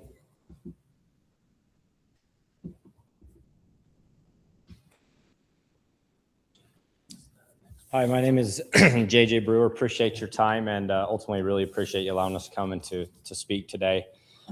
Wish I had a joke, lively, kind of lighten the mood of the room here a little bit. It's a little dark and gloom, but it's kind of a tough subject. So it's neat to see how many people are really passionate about something and that they've come today. Do a little bit of reading and just talking, but not only as a houndsman, as many of you know that I'm a very avid deer hunter, and it's pretty obvious why I'm pretty concerned about this study. Many of you know how passionate I am. In fact, a lot of my hound friends give me a little bit of grief about being a deer hunter, right? Which is great. In fact, I've actually hunted deer and lions with a lot of you in this room. I've spent several months through multiple states this year chasing deers. It's a very deep passion of mine. And anyway, so we're going to kind of talk to that. As I watched the RAC meetings around the state, I watched all of them, including attending the Southern RAC. There was a lot of questions raised by not only the RAC members, but by the members who arrived and showed up, the people who just showed up. And it was very concerning that there was really no real answers to any of those questions at those meetings. So it's hard to see as a deer hunter or a houndsman how any good could come out of the study when we didn't have any answers. I've been going to these meetings with my dad for 25 plus years now. And the same process continues to repeat itself over and over again. If we kill lions, we'll have more deer. Now, I want to talk a little bit about the Monroe study. I know it was discredited a little bit when we were talking about this earlier, but I had the real privilege of spending a lot of time on the Monroe Mountain with one of the very best sportsmen to ever walk this earth, and that is Clint Meekum. And I'll stand up for that study throughout my life. We did count the number of deer, absolutely. And there's maybe some people in this room that was on that study, but although there was not collars on those deer, throughout the first half of the study, to talk about it quickly, they did have 40 mountain lion tags and tried to really reduce the amount of lions to see if them deer populations at the counts would rise. Likewise, they had 5 mountain lion tags total to see if the deer population would rise. The average on the population of deer on the Monroe throughout those years was 6,500 deer. Now, currently, the Monroe Mountain for the last 3 we know has been more or less unlimited mountain lion harvest, kill them any way we can, right? The 2022, I believe it was 5,000 deer population. 23 was 5,000. 24 was 5,000. So 3 years of heavy harvest, cougar harvest, we haven't raised one deer. We proved in the study in the years that Clint did it that killing the cougars didn't bring the deer back. So as a deer hunter, I'm very upset to say the least. If we're going to not only take away people's livelihoods, there are many people that a mountain lion, this is their livelihood, their way of life.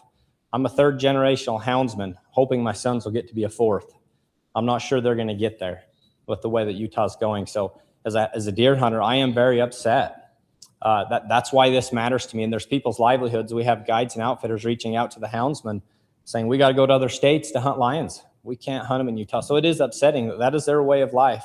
I sympathize with the ag. I sympathize with everybody. But it is important to remember that houndsmen should have a voice and that those people are making a living on that too, and that they should be credited as well. I do appreciate your time. I'm against the study as it has proven not to work time and time again. Thank you. Thank you. Jeff Brewer will be followed by Hunter Meekum.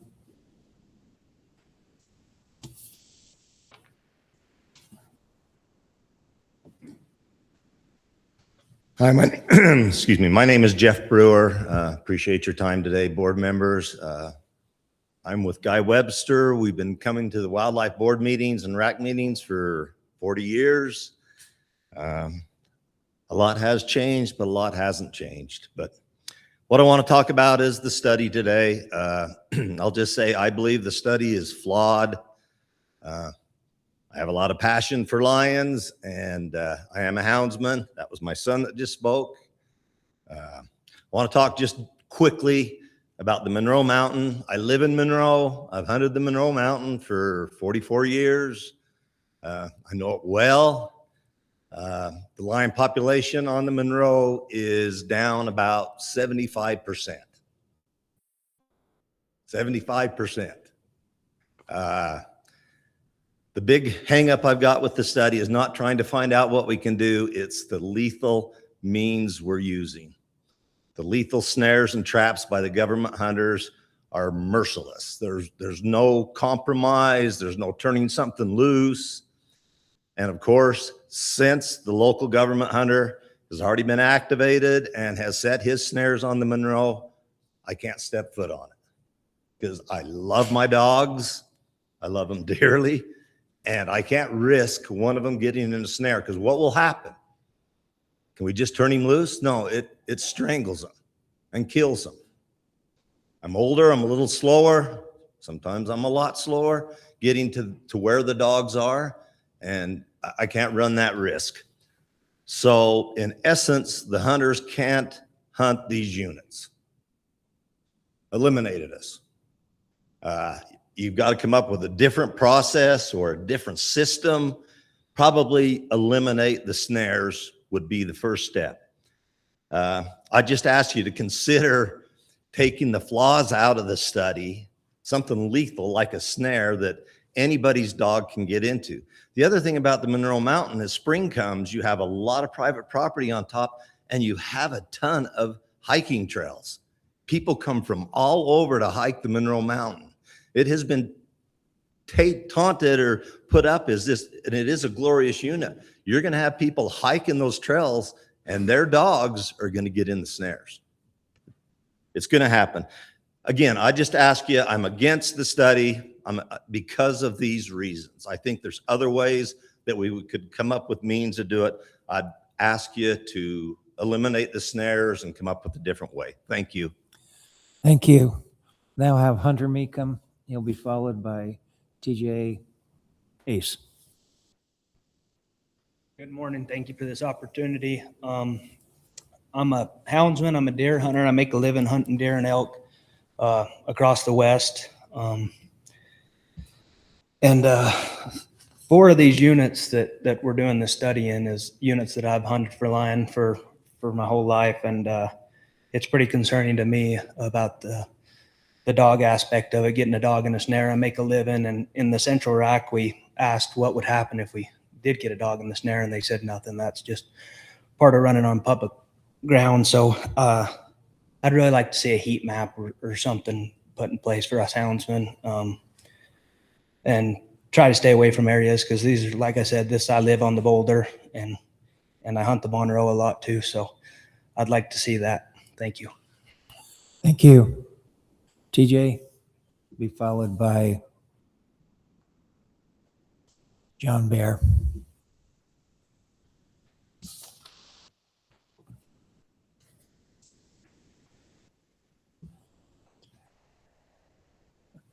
Morning. I just want to talk about more concerning guides and outfitters and guys that are actually out actively trying to take lions. This study's going to take 6 units right off the board because nobody's going to hunt them.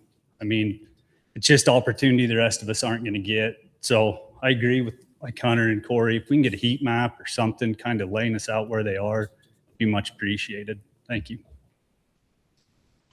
Thank you. John? And then Brett Salmon. Thank you, Mr. Chairman. I'm John Bear. I'm here with SFW. Obviously, we're funding some of the study. I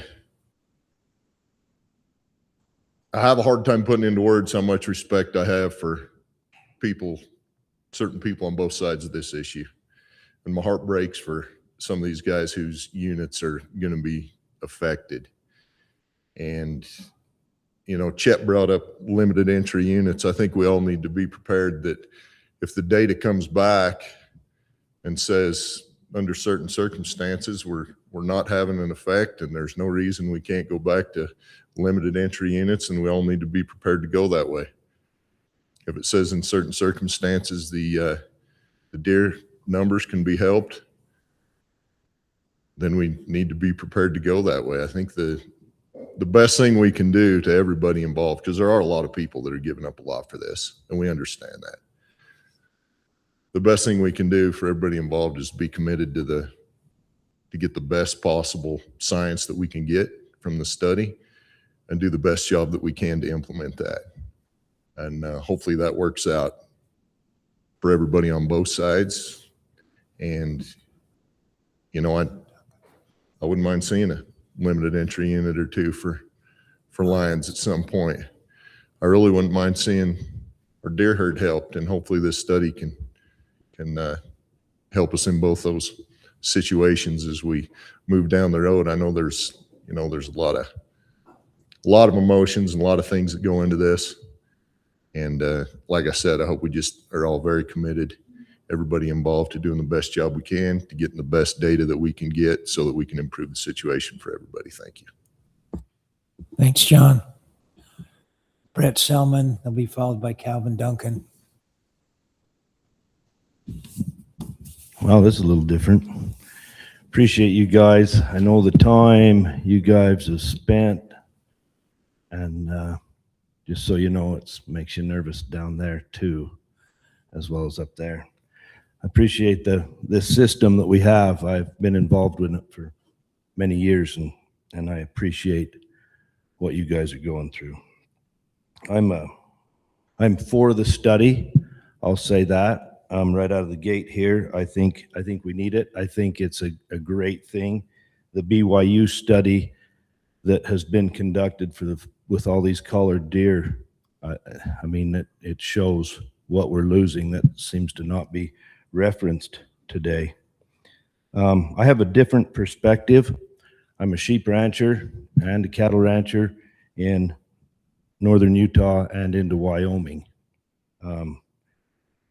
I know what lions eat because I feed them out of my own pocket. I feed them. I have a higher impact than most. We'll lose, in a 2-month period of time, we'll lose 15% of our lambs to 2 or 3 lions. It's devastating. It's crippling. It's put many of sheep men out of business in the state of Utah. One thing about that I didn't see on the presentation that I wonder about is displaced deer. If the mountain lions are in the cliffs and rocks and the ledges on the mountain, and the deer can't be there, don't want to be there because they're afraid they're going to get eaten, they move to a place where the nutrition is less valuable. And maybe they'll die of malnutrition. The mountain lion didn't kill him, but he moved down into worse feed. And that could be in the summer or in the winter. He'd also sooner take his chance with a car than he would a mountain lion. Hence, because the mountain lions are on the mountain, the deer are going to get hit by cars more frequently. We've witnessed that along the Wellsville Mountains many times. There's some misconception about snares. Everybody seems to think that the snare's tied to a tree and it flips up in the air and hangs the animal or something. I don't know. I've said a lot of snares. The snares are not a new thing. They've been around for decades. I've used them all my life for lions or for coyotes and bobcats. They're not a new thing. As a matter of fact, when I was a kid and I'd set a snare in a trail or under a fence, I'd call my dog through it to see if I had it set right. It was my practice animal. So dogs that are used to being tied up, when they get caught in a snare, they're just tied up. They're just wait there. They're not going to hang back. They're used to being tied up. Many houndsmen, if not all, have tracking collars on their dogs. They know where their dog is all the time. All they got to do is go get him and let him out of the snare. I don't see this as an issue to losing dogs, especially hounds with tracking collars, to snares.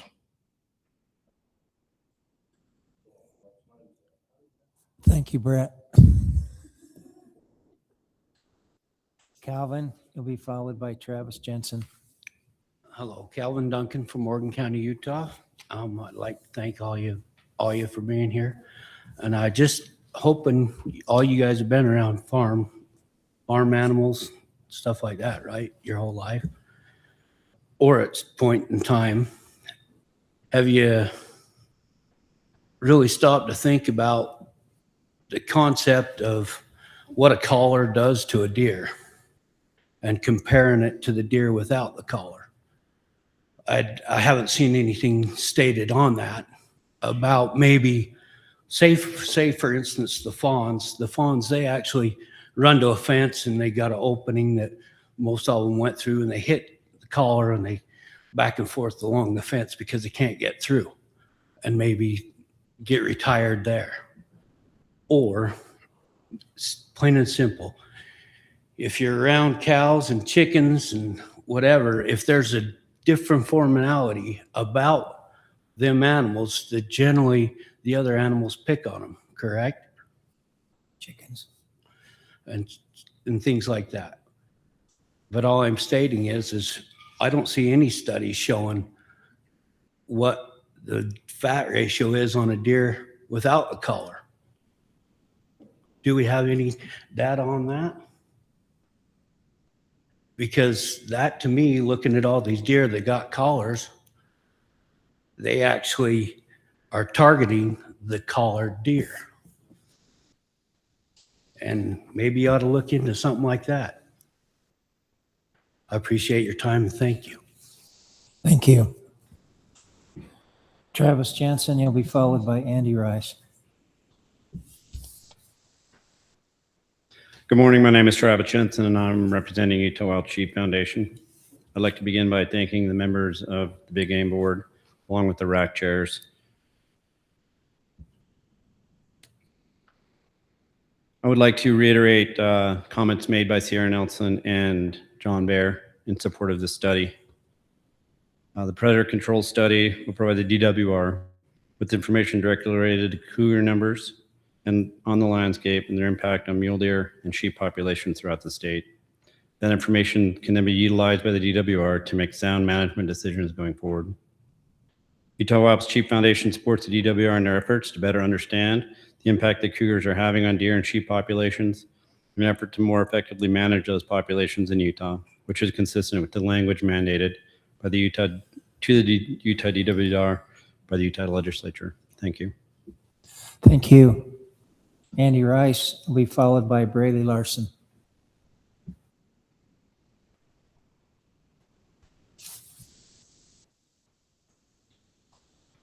Ladies and gentlemen, thank you for having us here. This has been an informative meeting, and I just want to thank everybody for the amount of respect that's in this room.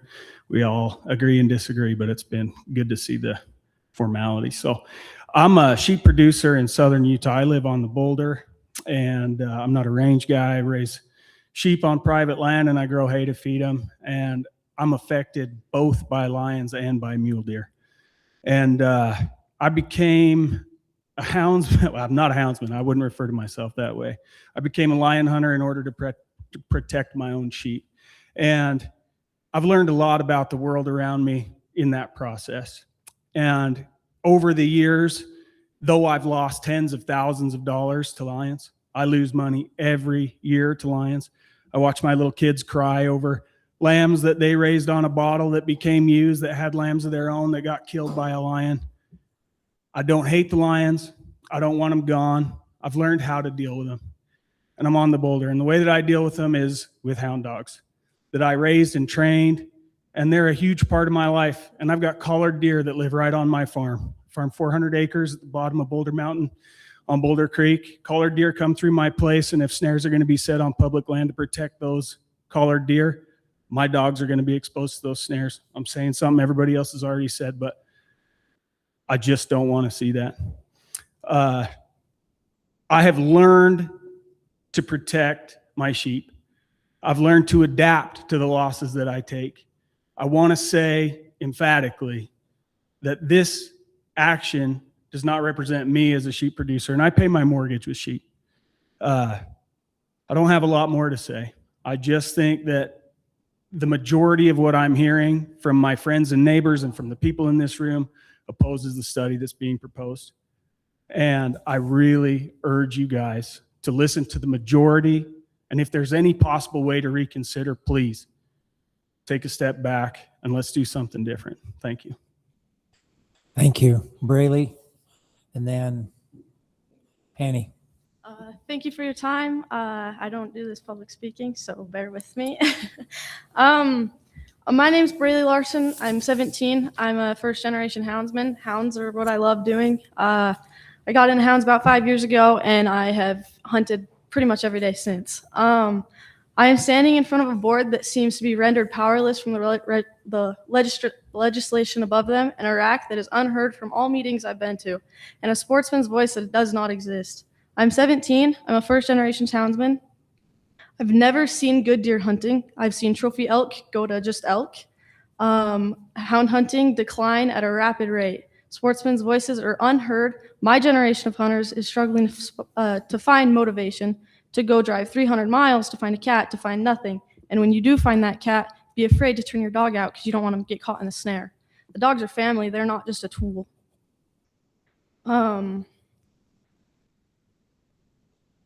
We still hunt them out of passion, the dog's passion, my passion. The dogs do it because they love it. We do it because we love the dogs and we love to do it with them.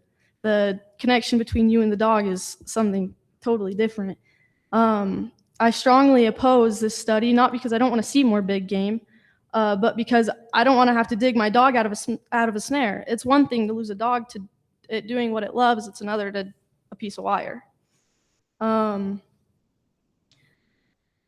I believe I speak for all young hunters and sportsmen when I say that the system is broken and we need to find a better way to manage all animals, all big game animals, all predatory animals. Utah's hunting has gone downhill since I have been old enough to hunt, and I do not believe that this study will bring back mule deer. Thank you. Thank you. Penny?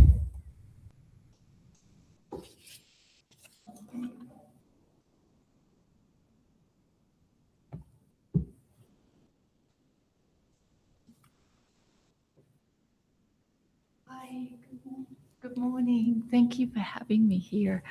My name's Penny Maldonado, and I represent the Cougar Fund and our Utah constituents.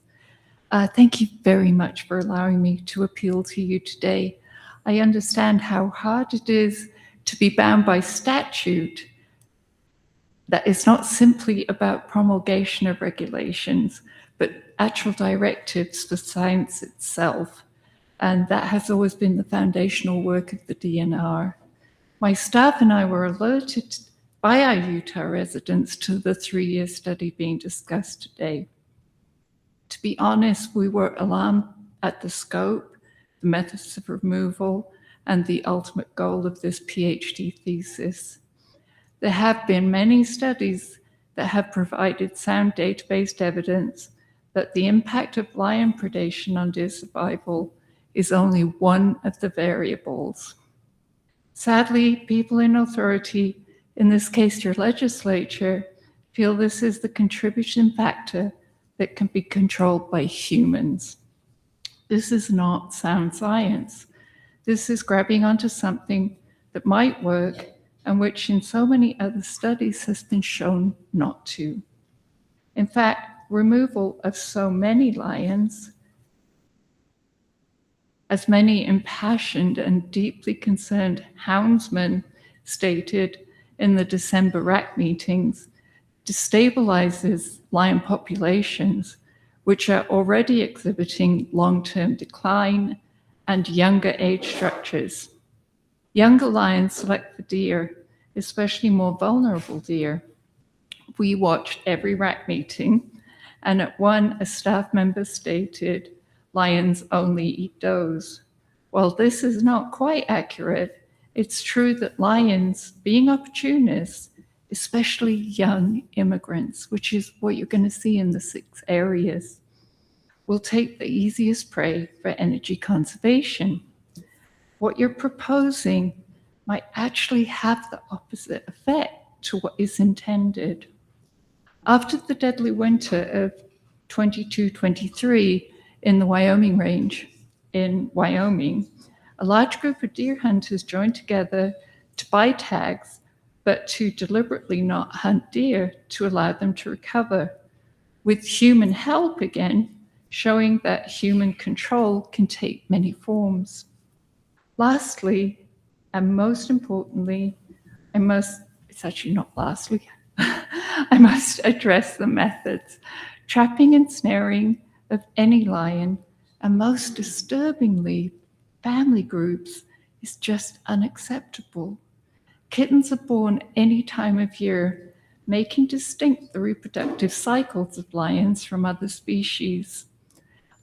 Female lions work hard to ensure the survival of their kittens, to become successful hunters of appropriate prey, not livestock or domestic animals.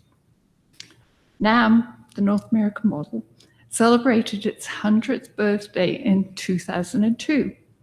It has served ungulates well, but in the past 124 years, it has never once addressed predators. They have never been afforded the same respect and ethical consideration that NAM provides for other species. This study, unfortunately, harks back to the ways these majestic landscape partners and ecological contributors were treated in the days we recall in grainy photos of skulls and pelts piled high. The work you do is hard. You are so often in the middle with people throwing stones from both sides. I understand. The methodology of this study has drawn many diverse constituents against it: houndsmen, ungulate hunters, and advocates. It is never too late to change something so charged. Thank you so much for your time today. Thank you. All right, that concludes our comments on the lion or the cougar update. We will now take a brief break, like 5 minutes, and then we'll return and start with agenda item number 7, and that's the Utah Furbearer update, and that'll also be Chad Wilson.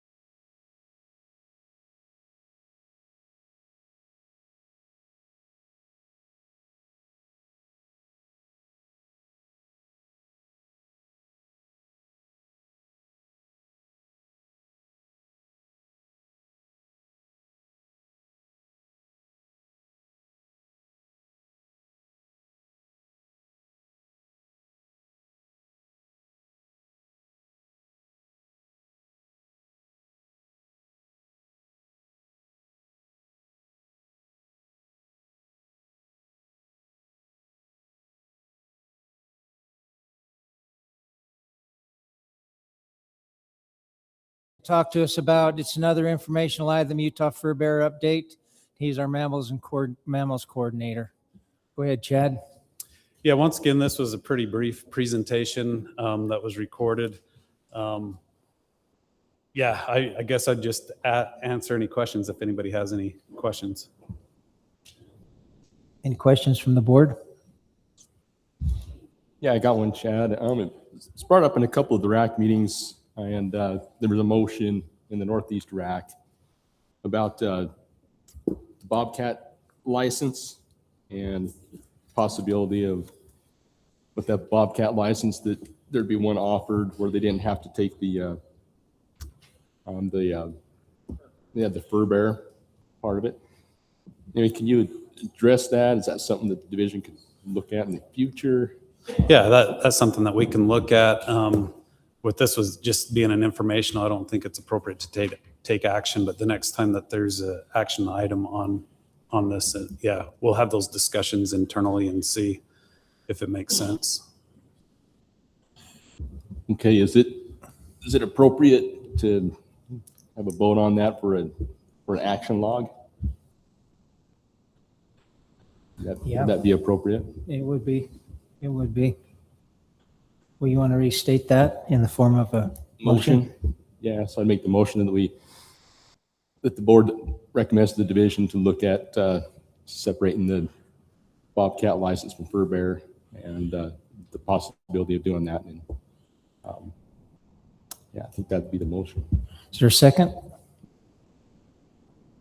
I'll second it. Seconded by Kent. Any discussion on the motion? Are we ready? Vote. Okay, all in favor say aye and raise your hand. Aye. Passes unanimously. That'll go on the action log. Is there any other questions for Chad regarding this?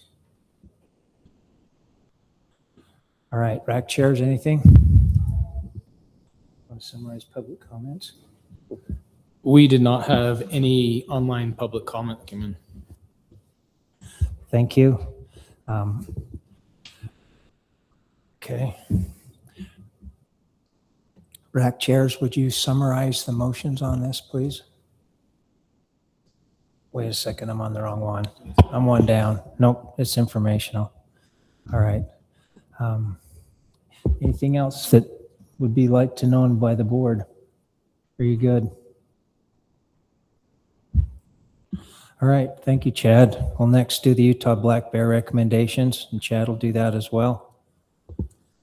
Yeah, so I guess this one is an action item. The action would be a recommendation from the division to have the Dolores Triangle cut out of the LaSalle Mountain unit and get 10 tags on that unit. Questions from the board? Yeah, one question.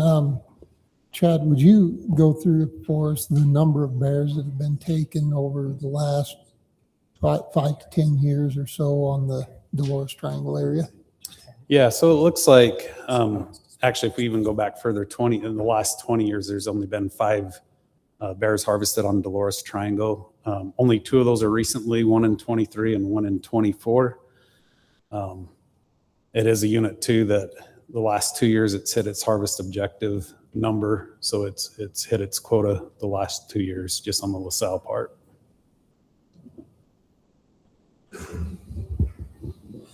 So the LaSalle units hit its objective without it harvesting any bears on the Dolores. Is that what you're saying? Yeah, I mean, besides the one, yeah, essentially. Okay. All right. Any other questions from the board?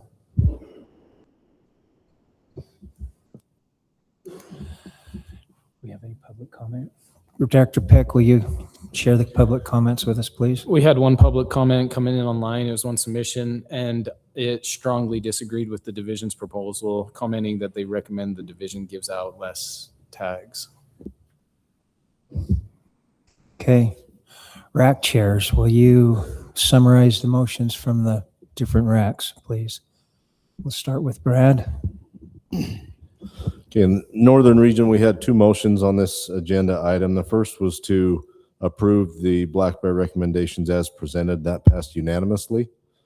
We also had a second motion to ask the board to add an action log item for the division to evaluate the possibility of 2 bear permits per year. Okay. The desire there was either 1 limited entry, 1 harvest objective, or the ability to purchase 2 harvest objective permits. Okay, thank you. Brock?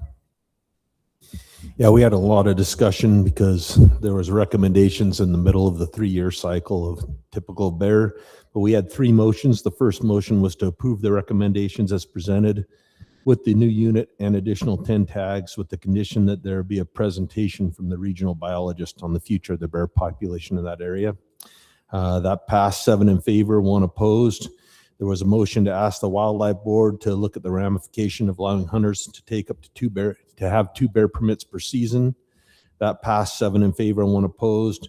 And there was a motion to ask the wildlife board to look at the possibility of a spring bear over-the-counter harvest objective tag within the next couple of years before the next 3-year cycle on bears. And that passed 6 in favor and 2 opposed. The idea was we have some harvest objective units that don't meet their objective. And so why not have an over-the-counter tag on those units if they're not meeting their objective? Thank you, Brock. Nate? Yeah, in the Northeastern region, we had 1 motion, and just a correction in your packet. It did pass, but not unanimous. So the proposal was to accept as presented, except to move the 10 tags on the Dolores Triangle part and to pull them from the LaSalle allocation. So to not increase the tags, but to separate the triangle. And that passed 7-2. The 2 that were opposed, 1 was just opposed because of more opportunity with those 10 extra tags, and 1 was just supporting the local biologist in his decision. So, thank you. Austin? Yeah, in the southern region, just had 1 motion, and that passed as presented 8-1, with the 1 opposing vote felt that we should decrease the main LaSalle area by 10 tags to compensate for the new portion. Thank you. Scoot? In the Southeast region, we had a motion to not change the boundaries on LaSalle. That failed 5-2. And then we had a motion to accept as presented, which passed 5-2. All right, thank you. All right, I'll bring it back to the board. Wait a second. We do have some public comments on this one. Our first one is Chet Young. Will be followed by Sierra Nelson. And then we'll have Daniel Davis. And Daniel, sorry, I knew you had a comment for the last one and I just blew by it. So we'll go ahead and speak to both of them when you're up.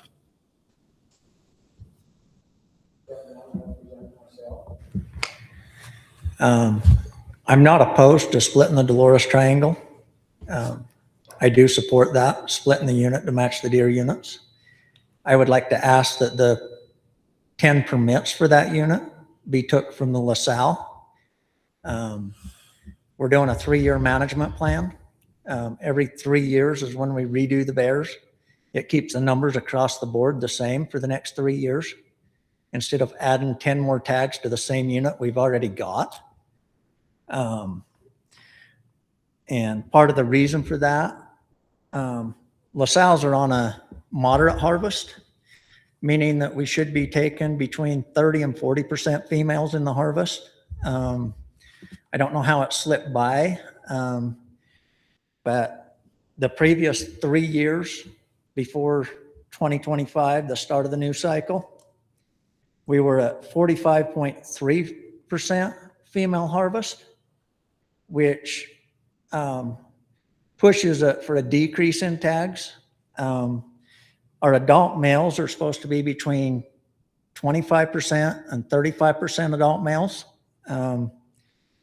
And over them 3 years, we're at 23.33%, which also means we should have reduced the permits by 10%. For 2025, we were at 48% female harvest. They haven't done the tooth data yet, so we don't know the percent of adult males in that.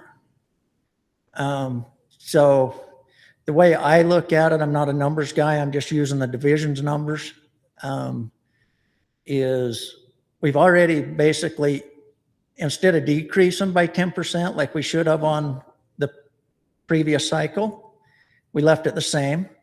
Now we're adding 10 more tags to the Dolores Triangle. That's a 20% increase on the LaSalle Mountains, guys. There's a new management plan. There used to be some protection in there for us that said, so the 2011 to 2023 management plan stated that 25% of the state should be in light harvest. And then you have your moderate harvest, which is to kind of maintain. Then you have your liberal harvest where you want to really reduce numbers due to human conflict, whatever. That has been took out of the management plan. We don't have that protection. And due to that, instead of having 25% of the state in light harvest, we don't have a unit in the state in light harvest. How did we go from trying to protect a little bit to zero light harvest in the entire state? And on that, and from 2011 to 23 on the management plan, it was advised to keep 2 of the 4 units, LaSalle, Book Cliffs, Boulders, and San Juan. 2 of them units were to stay in light harvest because them are the Henry Mountains for the houndsmen. They are the places that produce the big animals. We're seeing a trend over the last 3 years that we went from killing 45% adult male to 18%. Okay, thank you. What do we have left? Thank you. Thank you.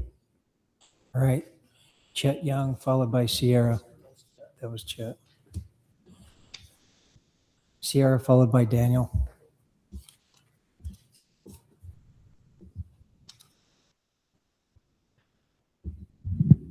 I know you guys are tired of me. I'm tired of me. My name is Sierra Nelson. I represent the Utah Wool Growers Association, but I also had the pleasure of sitting on the bear committee that set up the bear management plan. And I wanted to come today and encourage you to accept the proposal as written. I really appreciate the work that the DWR has been doing on bear management. My producers have been seeing such an uptick in bear numbers and bears in places that we never saw them before. It would be really nice to have less bears on the landscape and a thoughtful approach to doing it. So we really appreciate this proposal and we support what you're doing. So thank you. Thank you, Sierra. Daniel?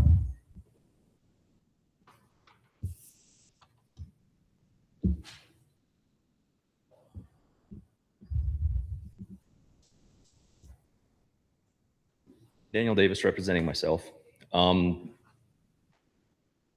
Urge the Wildlife Board to follow the plan. Sat on several committees and whatnot to draft these plans. Now we're on the other side of it where we're obliged to not fight these plans, and yet we're being proposed something that's doesn't follow the plan, and that's increasing the permit numbers from what the plan was last year. So I urge the Wildlife Board to maintain the permit numbers on the LaSalle with the minor reduction of 10 to be allocated for the unit on the Dolores Triangle. And so again, that comes from all the work, the plans, why they're out there, why we follow them. You know, we always get the opposite effect in every species. This is the plan. We need to follow the plan. So it's kind of ruffles the feathers when we don't follow the plan on recommendations. So thank you. Thanks, Daniel. Okay, Corey Huntsman.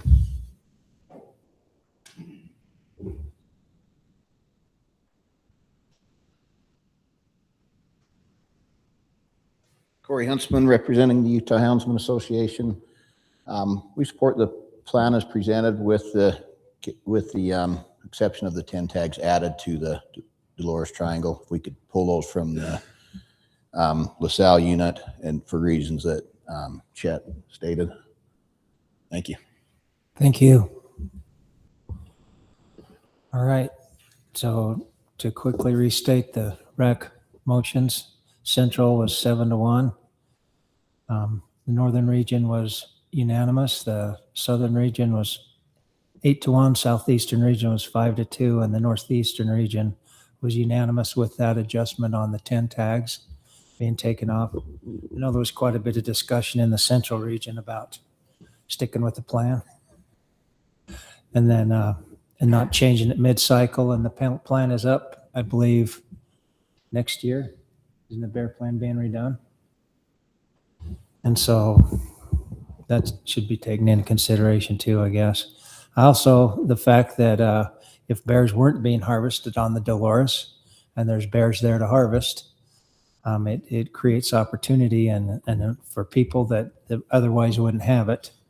I know as they go through and redo the bear plans, they'll look at the details like on the liberal harvest and stuff like that. They'll be looking at those kind of things. So, all that should be considered when we consider what we're going to do here. So, do you have any additional comments or clarifications, guys from the board?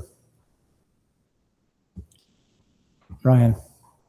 Yeah, just a question or clarification, Riley. Maybe you can answer this. Is that we took 10 tags. There was a certain amount of tags on the entire unit, but we took 10 away and put them on the Dolores, right? But we add additional. We left the same amount. Is that correct?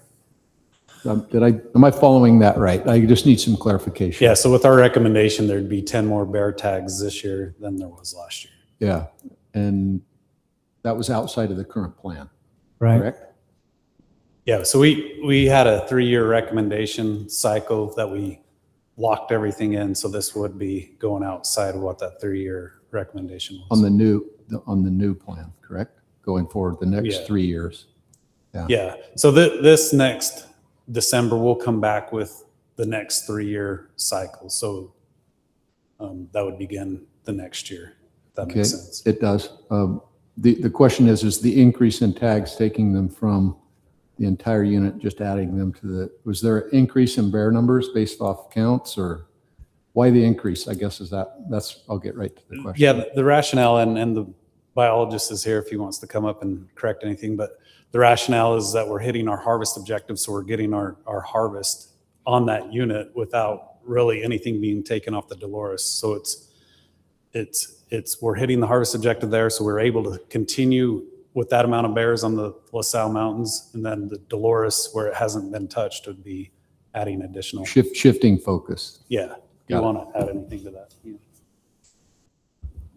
Thank you. I think Chad covered that pretty well. We've had a kind of a stable number of permits on the LaSalle unit as a whole the past 4 years, and that was a recommendation in the last cycle, but the triangle wasn't being utilized. Like I said, the last 5 years, only 2 of the 266 bears we've harvested off the LaSalle have come off the triangle. So we just felt that was an underutilized area, so that was the reason for the split and keeping the permits the same on the LaSalle itself.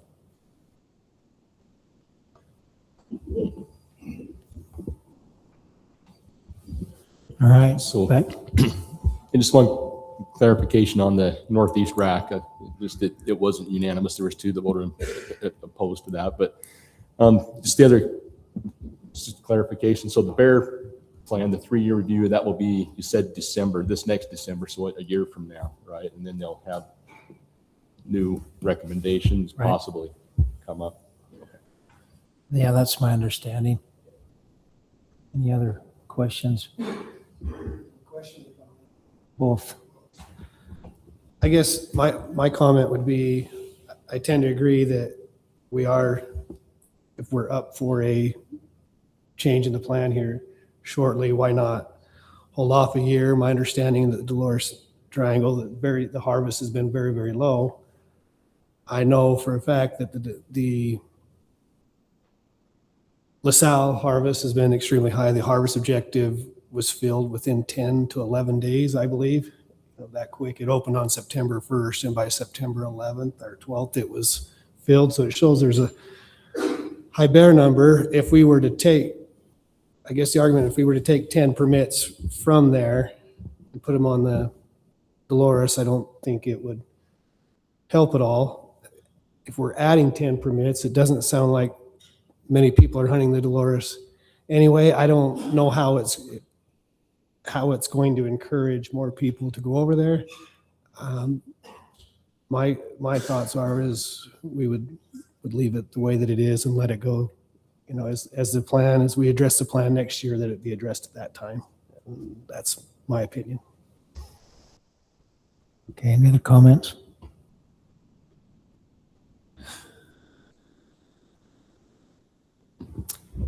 Yeah, I'll just make a comment on the adding the 10 permits. Yeah, the plan is going to be looked at again this next year. If we do pass that, then I would recommend that when they look at the plan, that they look at those units again. So if we do go forward with it, then maybe look at that and see what's happened, and have the committee, the plan committee, look at that and see if that we need to continue that or discontinue that. I know we haven't had a motion on that yet, but it's just just a thought. Go ahead. Excuse me. I wanted to speak to this for a second. I'm pretty familiar with that area. It's kind of in my backyard. And the bears are there. They're in the Dolores Triangle. It's underutilized primarily because of access. It's difficult to get into. It's most of the time it's inaccessible from Utah. You have to go over into Colorado. You got to go through Fruita or Whitewater to even get there. And it's a pretty long drive. That's even for somebody like me from Green River to get over to Steamboat Mesa is about 5 hours from Green River. So when it was part of the entire LaSalle unit, there's not a lot of incentive to go there.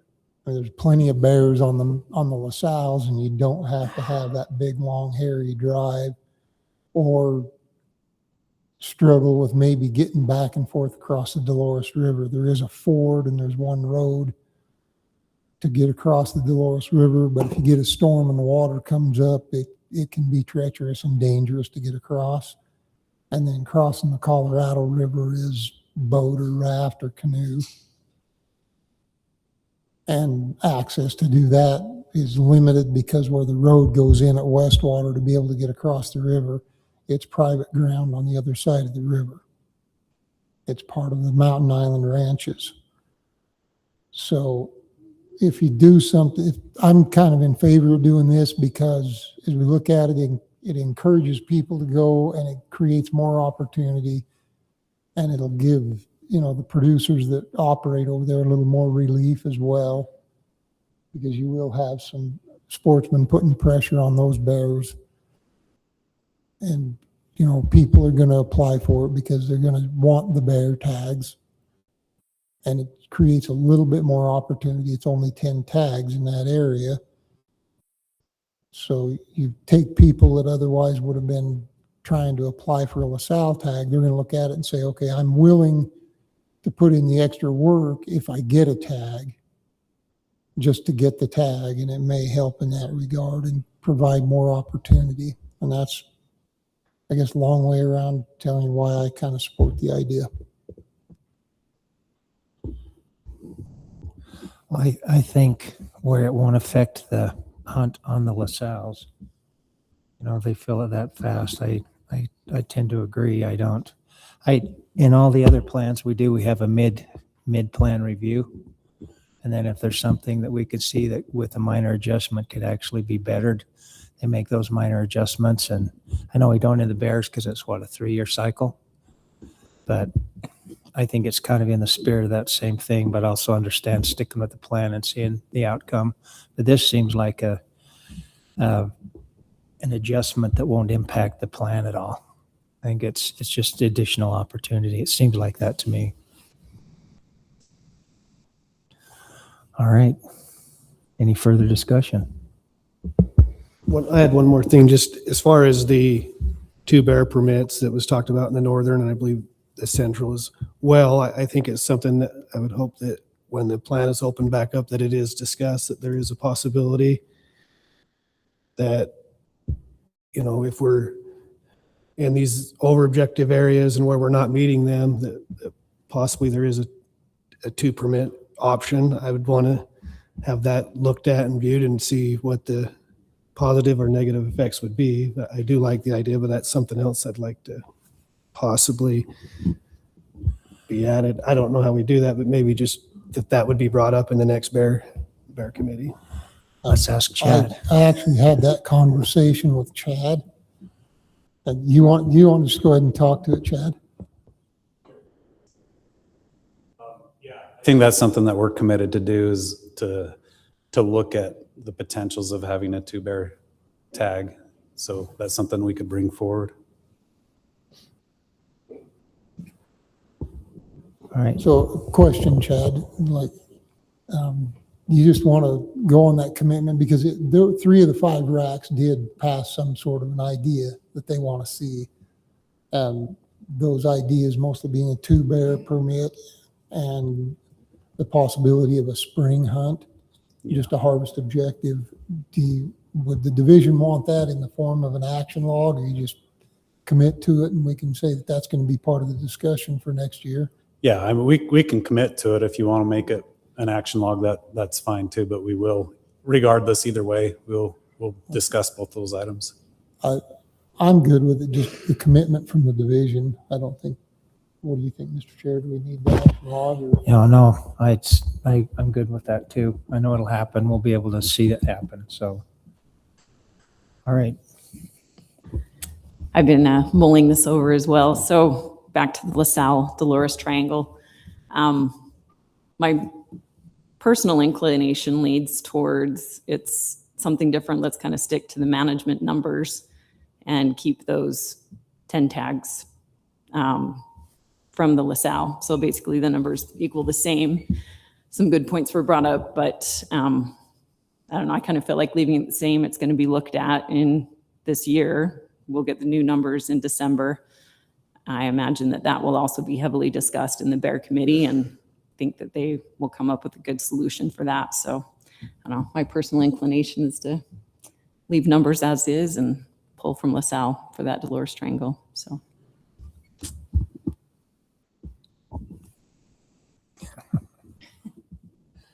Go ahead, Justin. I'm not sure I understood. So the proposal is to add a second, basically a new unit, correct? So if we're going to stick to the plan, then we would leave it just the Dolores would stay in the LaSalle unit and we would not add any more. Is that, maybe I misunderstood? No, I'm just more talking permit numbers. So to leave the total Dolores Triangle and LaSalle numbers the same, just by taking 10 tags from LaSalle, putting them into the Dolores Triangle, like allocating it from the LaSalle into Dolores Triangle. Since right now that unit has their set number of tags, they've been working off that during this plan period. I just would say continue working off that number. When the next plan committee comes up, adjust that at that point if need be. So you are in favor though of adding a new unit?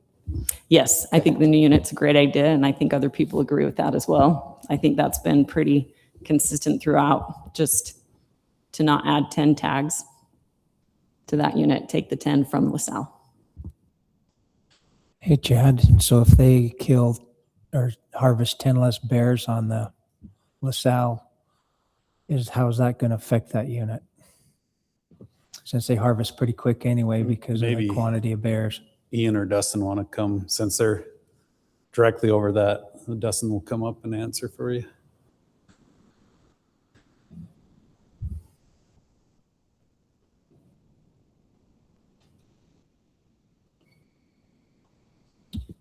Yeah, thank you. So this was kind of a tricky one either way you look at it. I'm just going to give you a little history of here of what we was looking at too, because we looked at different ways to take those permits, and we ended with this would probably be the best way to leave the LaSalles the way they are with those permit numbers, because that little, I mean, it's a postage stamp of what the triangle is of that unit. And I don't know, maybe the Websters, who hunts that with hounds?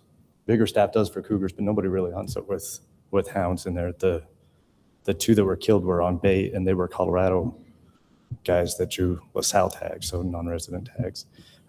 So really, by keeping the 104 permits on the LaSalle's itself, it's going to be pretty much the same, and it'll give us a more accurate measure when we do look at the harvest rates that are coming up.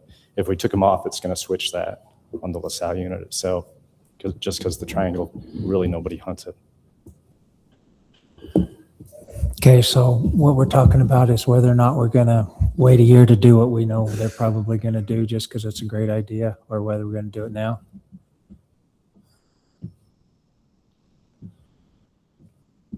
That is one thing that I do want to clarify. Is it going to change with the Bear Committee? Is it open? Are they going to look at those numbers and say, okay, this is great for Dolores unit, this is great for LaSalle?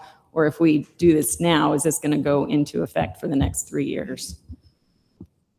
If we do it now, and that's what else is looking at, is because if we do it now, the 10 permits is kind of a guess, right? We're kind of taking what we think it can handle without overcrowding it or anything, and knowing what bears are there. And so that'd give us, and I thought it was 2 years more that we had, because we set permits last year. Darren, it's this fall that we're doing 2 more years? Oh, so I've misspoken. So not this December, but the next one. So by doing that, we could kind of look at the triangle and see if that was a good fit for those numbers. Maybe they have to be less, maybe more. We was kind of being really conservative with those numbers. And then for that next 3-year circle, we could be more confident on where we need to be. That does change things a little, so thank you for that clarification. While you're up there, was the possibility of a Dolores hunt discussed at all in the past Bear Committee? In the Bear, so I was on that committee, and I don't think we discussed it. In the region, though, we thought we wanted to do it last year, and we just didn't get it in on time. So we would have liked to have done it last year.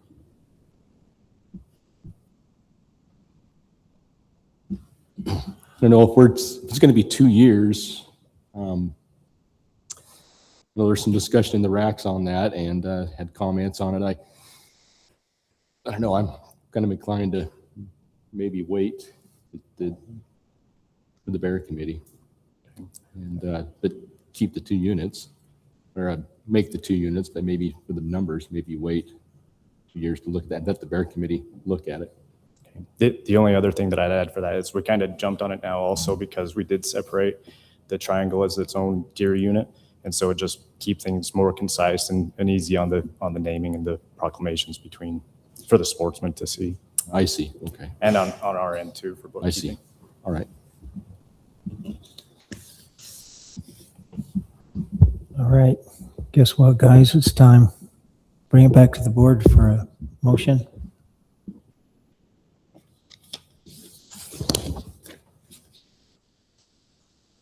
Just one other clarification, just to make sure everybody's clear. It's not a new management plan, it's just a cycle. So in 2 years, we'll be able to do recommendations for a new management cycle, but we're not necessarily looking at the entire management plan.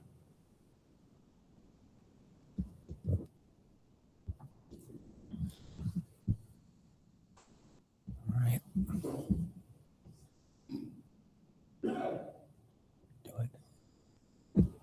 Well, no discussion. You looking for a motion, Mr. Chair?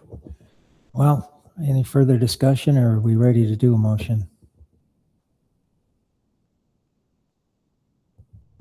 The 1 to 2 years kind of has swayed me a little bit more. The other direction. My thing would be is I would hate to take 10 permits away from the LaSalle to put them on the Dolores where it's already not being used. So if we are going to do that, I would go with what the proposal is, and to add 10 additional tags and have those be directly used on the Dolores. So Mr. Chair, I Yes. was wondering, to Kent's point about the inaccessibility of the triangle, as to whether if there were 10 tags there, regardless of their origins, whether they would be usable or used. Does anybody in the division have an opinion on that? due to the access issues. I know with the access, and people thoroughly investigate units before they put in, I think they'd be fully aware of those before they put in. Because of that, it would be a fairly easy unit to draw. Well, it gets to Justin's point, if in the LaSalle's, the existing permits will be fully utilized, but we take 10 away and lock them into a inaccessible triangle, then we're maybe taking opportunity away from LaSalle's and they may go unused. Agreed. Yeah, that point right there kind of switched to where they are currently not taking from that area. Yeah, I kind of feel like we might be taking opportunity away from LaSalle if we don't support the current recommendation. The way to overcome that is to just create the new unit in the triangle and add 10 tags and leave the LaSalle's untouched. That's what they're suggesting. That's the proposal from the division. Yeah, I mean, I think that after all the vetting, I'd make a motion to accept that. Okay, I have a motion. Is there a second? I'll second it. Okay, seconded by Kent. Motion is to go with the division's proposal to make the new Dolores unit and add the 10 additional tags just for that unit and have the tags on the LaSalle unaffected. Any question on the motion? Yeah, just say that again, the 10 tags will go to the Dolores. Is that Yes. what the motion is? Yeah, instead of taking it from the LaSalle. All right, let's vote. All in favor, raise your hand, say aye. Aye. All opposed? One. Do you want to state why? Yeah, I just thought we'd maybe wait and wait for the next review of the plan. And at that point, then they can look at the if the Dolores would handle the 10 tags. And I'm sure the Dolores could, but just if they want to add the 10 tags back to the LaSalle, I just wonder about taking the permits back and forth. Just wonder if the Bear Committee would be a better time to look at that. And when they look at that, then they can add the 10 permits to the Dolores Triangle if propose that. But maybe wait and have that discussion with the committee. All right, thank you. Motion passes 5-1. Mr. Chair, can I Yes. ask Chad one more question? Sure. Out of curiosity, Chad, would you, when we come back in this meeting next year, would you be willing to report on the success and specific to the Dolores Triangle and the LaSalle units? And Yeah, what for that- sure. What that hunt looks like next year? Yeah. And just report that back to the board? Yeah. All right, thank you. All right, our next item is a Predator Control Incentive Amendment Rule, R657-64, and Darren Du Bois will speak to that one. I'm actually going to. That was a misprint on that. Darren covered all my racks and he's like, I'm not doing any more for you, Chad. Is that what he just walked up and told you? No. We had this discussion before. Okay. He did see that it was listed. That one should be listed as me. Okay. So I know, I actually know Darren would probably do it if I said, no, you do it this time, because he's that kind of a person. But yeah, this one is just to clarify and make it so we're more in line with code, that we're not going to give up hunter locations on cougar or on coyote harvest. So I think it was one slide, so pretty simple. I know people are concerned about that, and so I think that'll make them feel better that that's privileged information that would be division use only, not something anybody could access and find out their sweet spots. So, all right, do we have any public comments?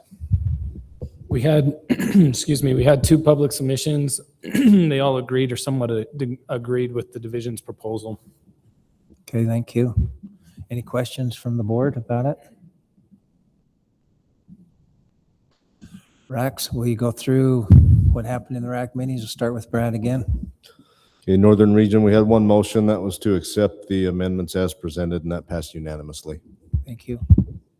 Central Region also had one motion to approve the amendments as presented. That passed unanimously. Northeastern had one motion to accept as presented, and that passed unanimously. Southern had one motion to accept as presented, passed 8-1. Okay, so it passed all of the racks. We'll bring. Oh, Yeah. Scoot. Thank you. Yeah, in the Southeast region, same thing. We had one motion to pass as presented, and it was passed unanimously. Thank you. Thank you. Bring it back to the board for further discussion or to entertain a motion.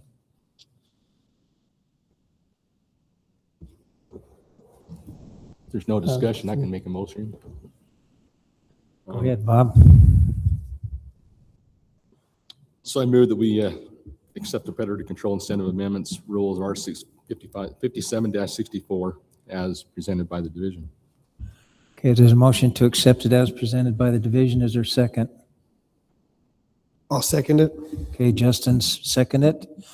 All in favor? Raise your hand, say aye. Aye. Okay, motion passes unanimously. Okay, our next item is the cooperative agreement on big game and turkey rule, and that's an action item. That will be Darren. I would have done it for you, Chad.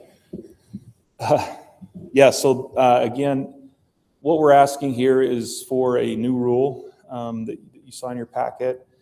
The idea here is to enact some cooperative agreements or allow the division to enter into cooperative agreements with landowners in order to try to enhance big game and turkey populations. And I'd be happy to answer any questions about that. Darren, in your discussions when you were formulating this idea, was there any discussion about what it would look like if you made an offer to one landowner and somebody else came in asking to be included into that? Yeah, we'd have that discussion. One of the things and one of the reasons that rule looks the way it is that this would allow the division to initiate those agreements. This wouldn't be like some programs where people can apply and then based on criteria they're accepted or not. This is something that we'll be doing on a case-by-case basis. And then, so if the division recognizes the potential to enter into an agreement that could enhance deer populations, for example, we would approach landowners and have those discussions. That doesn't mean that someone couldn't approach the division and say, hey, what do you think? We've got these things going on. Would you guys be interested? That could certainly occur as well, but it won't be like anybody that wants to can file a form and enter into the program. It'll be different than some other programs that way. We also are doing this initially on sort of a experimental basis. The idea here is that we'll do some pilot programs in the southern and northeastern region just to we recognize that we haven't done this before. We want to make sure that we have a chance to work through a few situations, and if we need to, we can come back and tweak the rule. There'll also be a policy that regulates or helps our folks in the field understand sort of the sideboards on these things. How do we determine value? When do we enter into these types of agreements? So that's how we're looking at it right now, Kent. Okay, thank you. There was did you have concerns about any of that? Nothing specific, but whenever money is involved, you need to be careful and responsible with that funding. And so we wanted to write it in a way that sort of puts the division in the driver's seat and allows us to make those offers. And then we have a little bit more oversight on where that money's going, how it's being spent internally. Okay, and then you would write the rule would be specific to the location. Yeah, so the way this worked, the rule that we're asking for the board to approve today would basically allow the division to do this, to enter into these agreements. The policy would give direction to our folks on the ground about how they go about determining values. And then there would be an actual agreement with the specific landowner that spells out all the details about what is expected of them, what is expected of the division, what the payments will be. et cetera. So there's kind of three parts of this that would be in place. And so each of those agreements may look a little bit different depending on the circumstances. And we feel like in order to make this work the best, it's good to have that flexibility in the rule to allow us to have some flexibility on the ground. Any other questions from the board? Yeah, I noticed on there, it's big game and turkey. In the past, have we done any depredation things for turkey? So turkeys are a little bit different. Typically, our management actions for turkeys that might be in damage situations would be to move them or issue permits. But we do recognize there are situations in the state where rather than remove the turkeys or kill the turkey or issue permits, that maybe a landowner would agree to tolerate turkey use for a fee. We'd enter an agreement, and that might allow that local population then to grow or flourish and provide opportunity to sportsmen. Turkeys typically, when they do damage, it's usually from their roosting. They'll roost in barns and basically spoil hay by hanging out on them, if you know anything about turkeys, and silage. Usually they're not directly consuming agricultural products. And in fact, sometimes if they're in standing crops, there's a lot of evidence they cause a lot of damage. Although I'm sure there are some people that might disagree. But we felt like there's an opportunity for turkeys as well as big game, so that's why we included them. And I'm guessing right now we're just approving the option for this, but in the future you're going to have to figure out the value to that pooped on feed. Turkey's a little bit, and for this type of thing, it's not just, in depredation, what we look at is what's the actual value of the damage. This might be a little bit different. It might be what's the value to the landowner to tolerate the damage. And it's not a compensation necessarily, just compensation. It's beyond that. And this is more of a population level action. So we're looking at what can we do to enhance these populations. Initially, our initial projects are looking at mule deer. That, I'm sure that makes sense to everybody. But this rule would allow us to branch out and look at other things. Thank you. Yeah. A question, Darren. So if this passes and an agreement is made between the division and a landowner, will that agreement be public knowledge? Will that be things that will be able to be? I would say would fall under, public records knowledge. So there's certain things that can't be shared.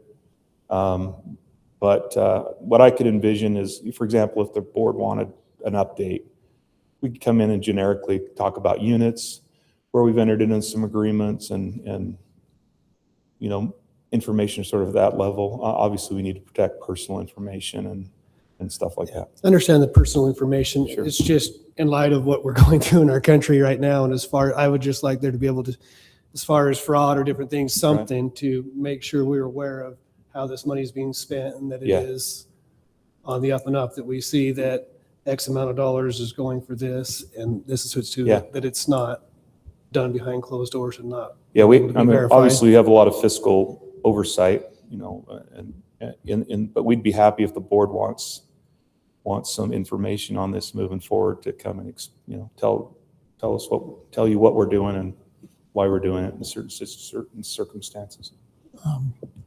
I didn't ask this question here before, but would the division be open to making an annual report to the board on this? Yeah, certainly if the board would like us to do that, we could do that. Any other questions from the board? One thing I forgot, I just noticed my presentation's up there. There's one point of clarification that I made in the racks. We need to tweak the definition of cleared and planted land in the version that you got in your packet. We just need to change one word to match our definition in other parts of our rule.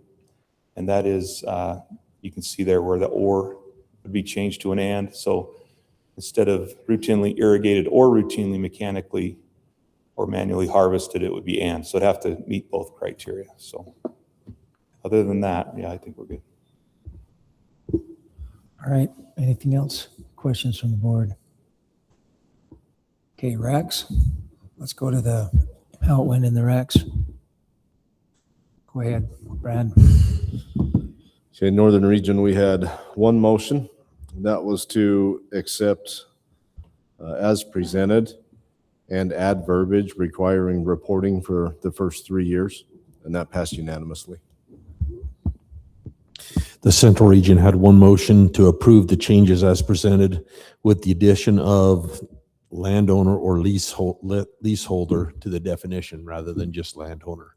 And that passed unanimously. The Northeastern had one motion to accept the rule and provide an update on an annual basis, and that passed unanimously.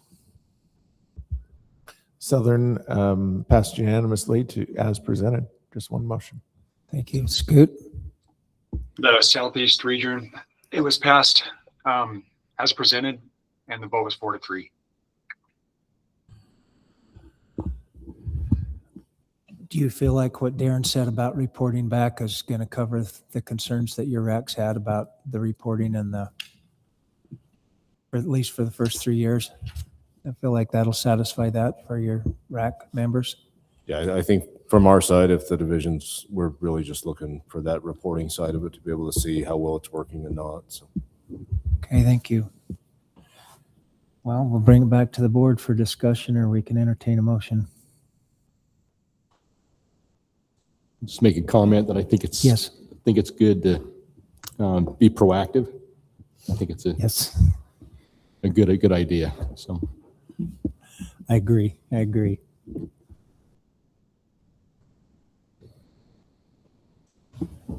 Just a quick one. Anytime you introduce money into anything, it seems to get sometimes messy.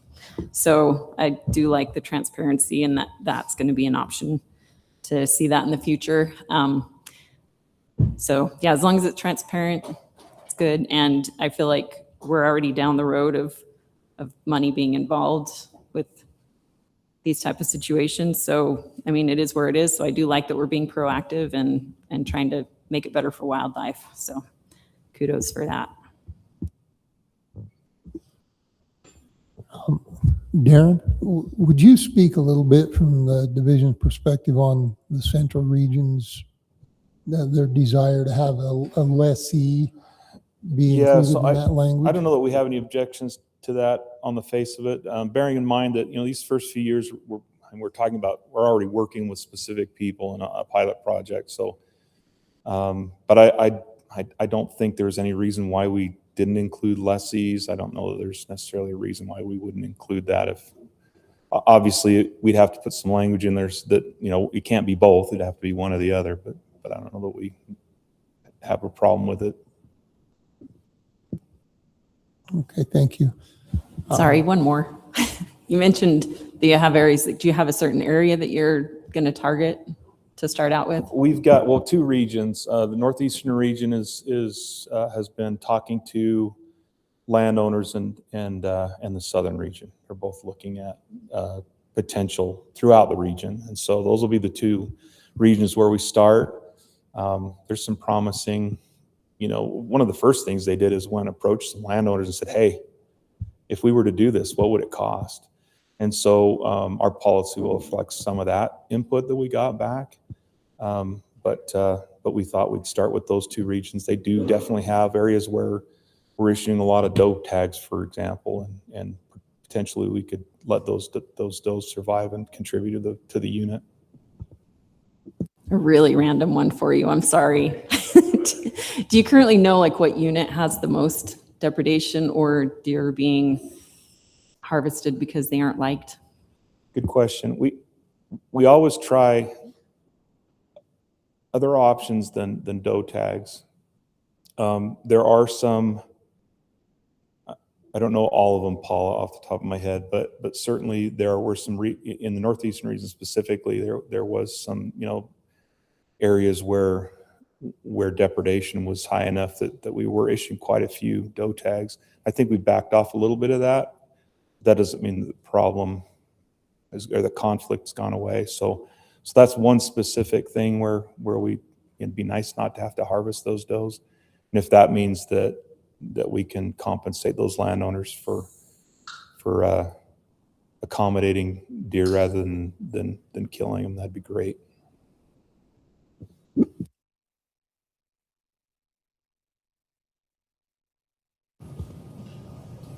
I'll entertain a motion.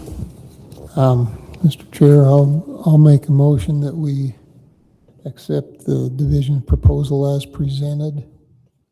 Motion by Kent to accept as presented. Second. I'll second that. Okay, Bob seconds it. Any question on the motion at all? Yes. Would you be willing to, the way it currently is, we really don't have any directive to, as far as transparency and to make this public knowledge, or at least to have sideboards or ways to review it. I would like to see if we could add that to the motion, that we have a report to the Wildlife Board. I don't know if it's a yearly basis or what it needs to do, but I think there needs to be some protections and some ways to see that. I wonder if you'd be willing to add that to the motion. Yes. Okay, Stacy, did you get that? An annual report to the Annual reporting about how board? the program's going and, okay. Yeah, we're we can good. add that. All right. You good, that's- Bob? That's in it. Yeah, I'm good with that. All right. All in favor? Motion passes unanimously. All right. That concludes this portion of the meeting's business. I'll entertain a motion to adjourn this portion. So moved. Okay, moved and seconded. Kent moved it and Chris seconded it. Our next item will begin at 1 o'clock, and that is a board appeal. And so we will meet here promptly before 1 for that. Thank you.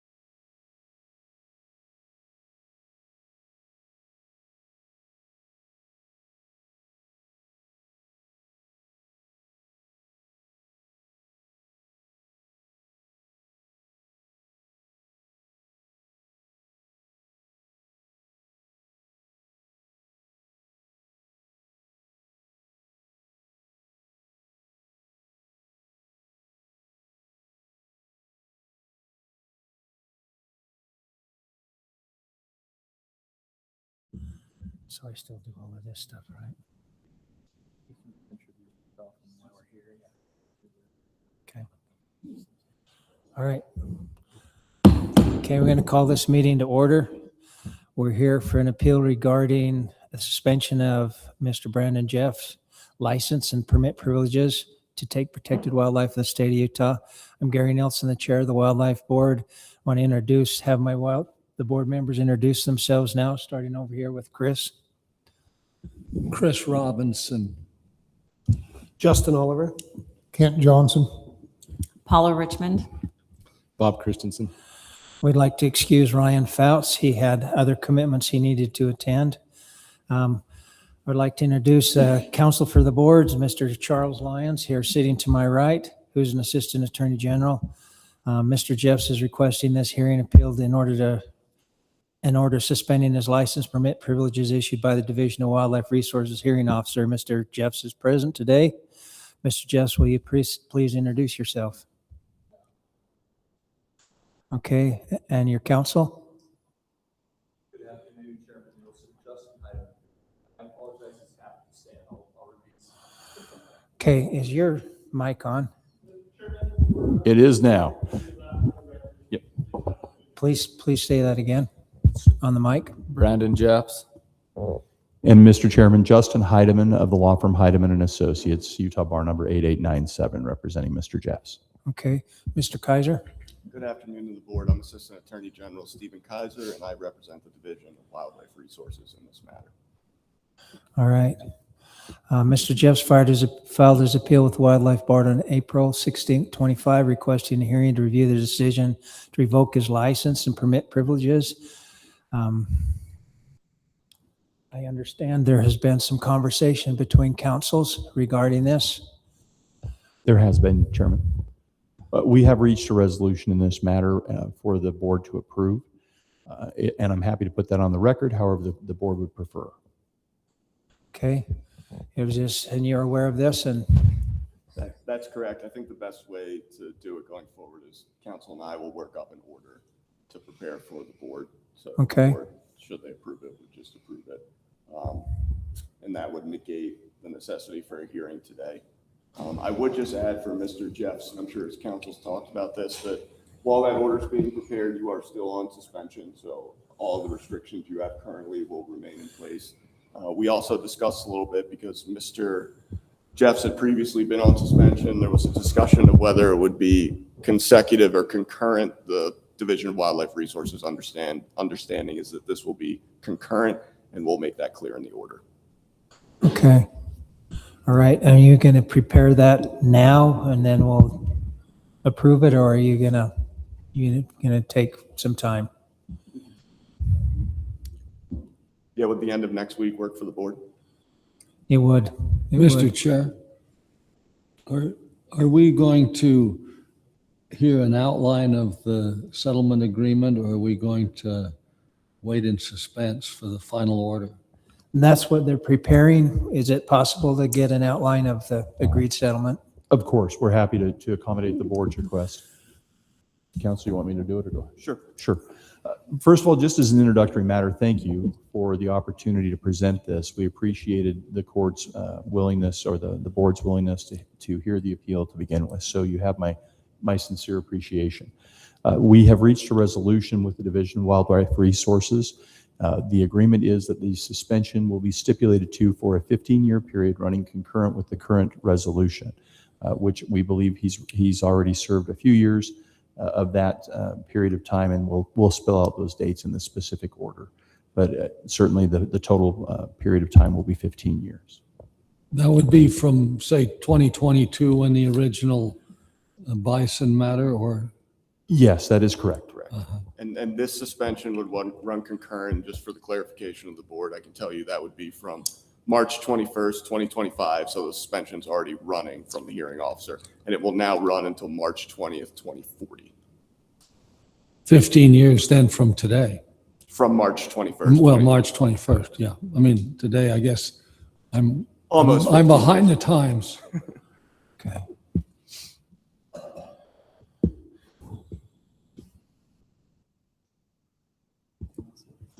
Oh, Mr. Chair, again, a point of order, or when we were asked if it's okay if we see a settlement agreement in a week or something, or is it the intention to call us back into session to approve such settlement agreement or order, or is it the intention to circulate some sort of an email approval, which may be difficult given the Open and Public Meetings Act, or what are you expecting from us?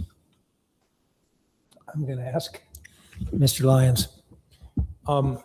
I can clarify. So if the division and Mr. Jeffs come to an agreement for 15 years and they put together a draft settlement agreement for the board, we can circulate an electronic copy. If the board is okay with that, today you could vote on that, saying that yes, we agree to allow the parties to come to the 15-year settlement agreement, and then we'll review the order to make sure it conforms with our understanding of what was presented here today.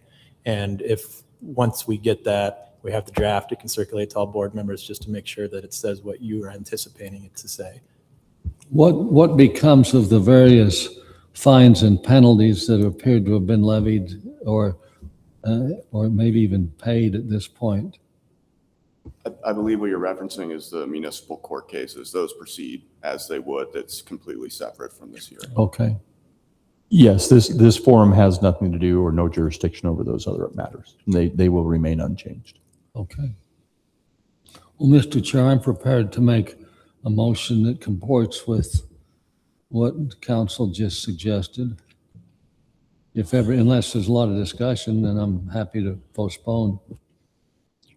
Is there anybody that feels the need to discuss or deliberate this? Are you good with it? We have the opportunity to go off the record and talk about this if we want before we make our decision. Or are you ready to proceed now? I'm ready to proceed now, but Okay, you ready?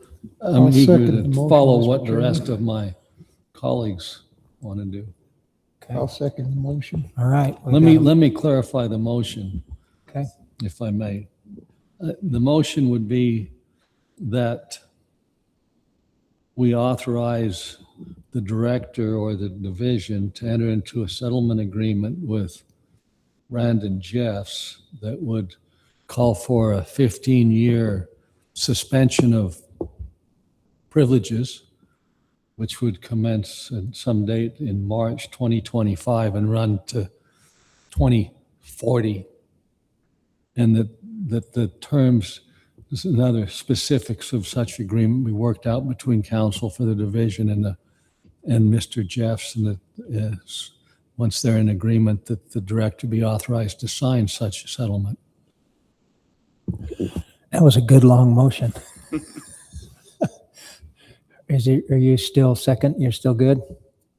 That's correct. Any discussion on the motion? All in favor, say aye. Raise your hand. Aye. Motion passes unanimously.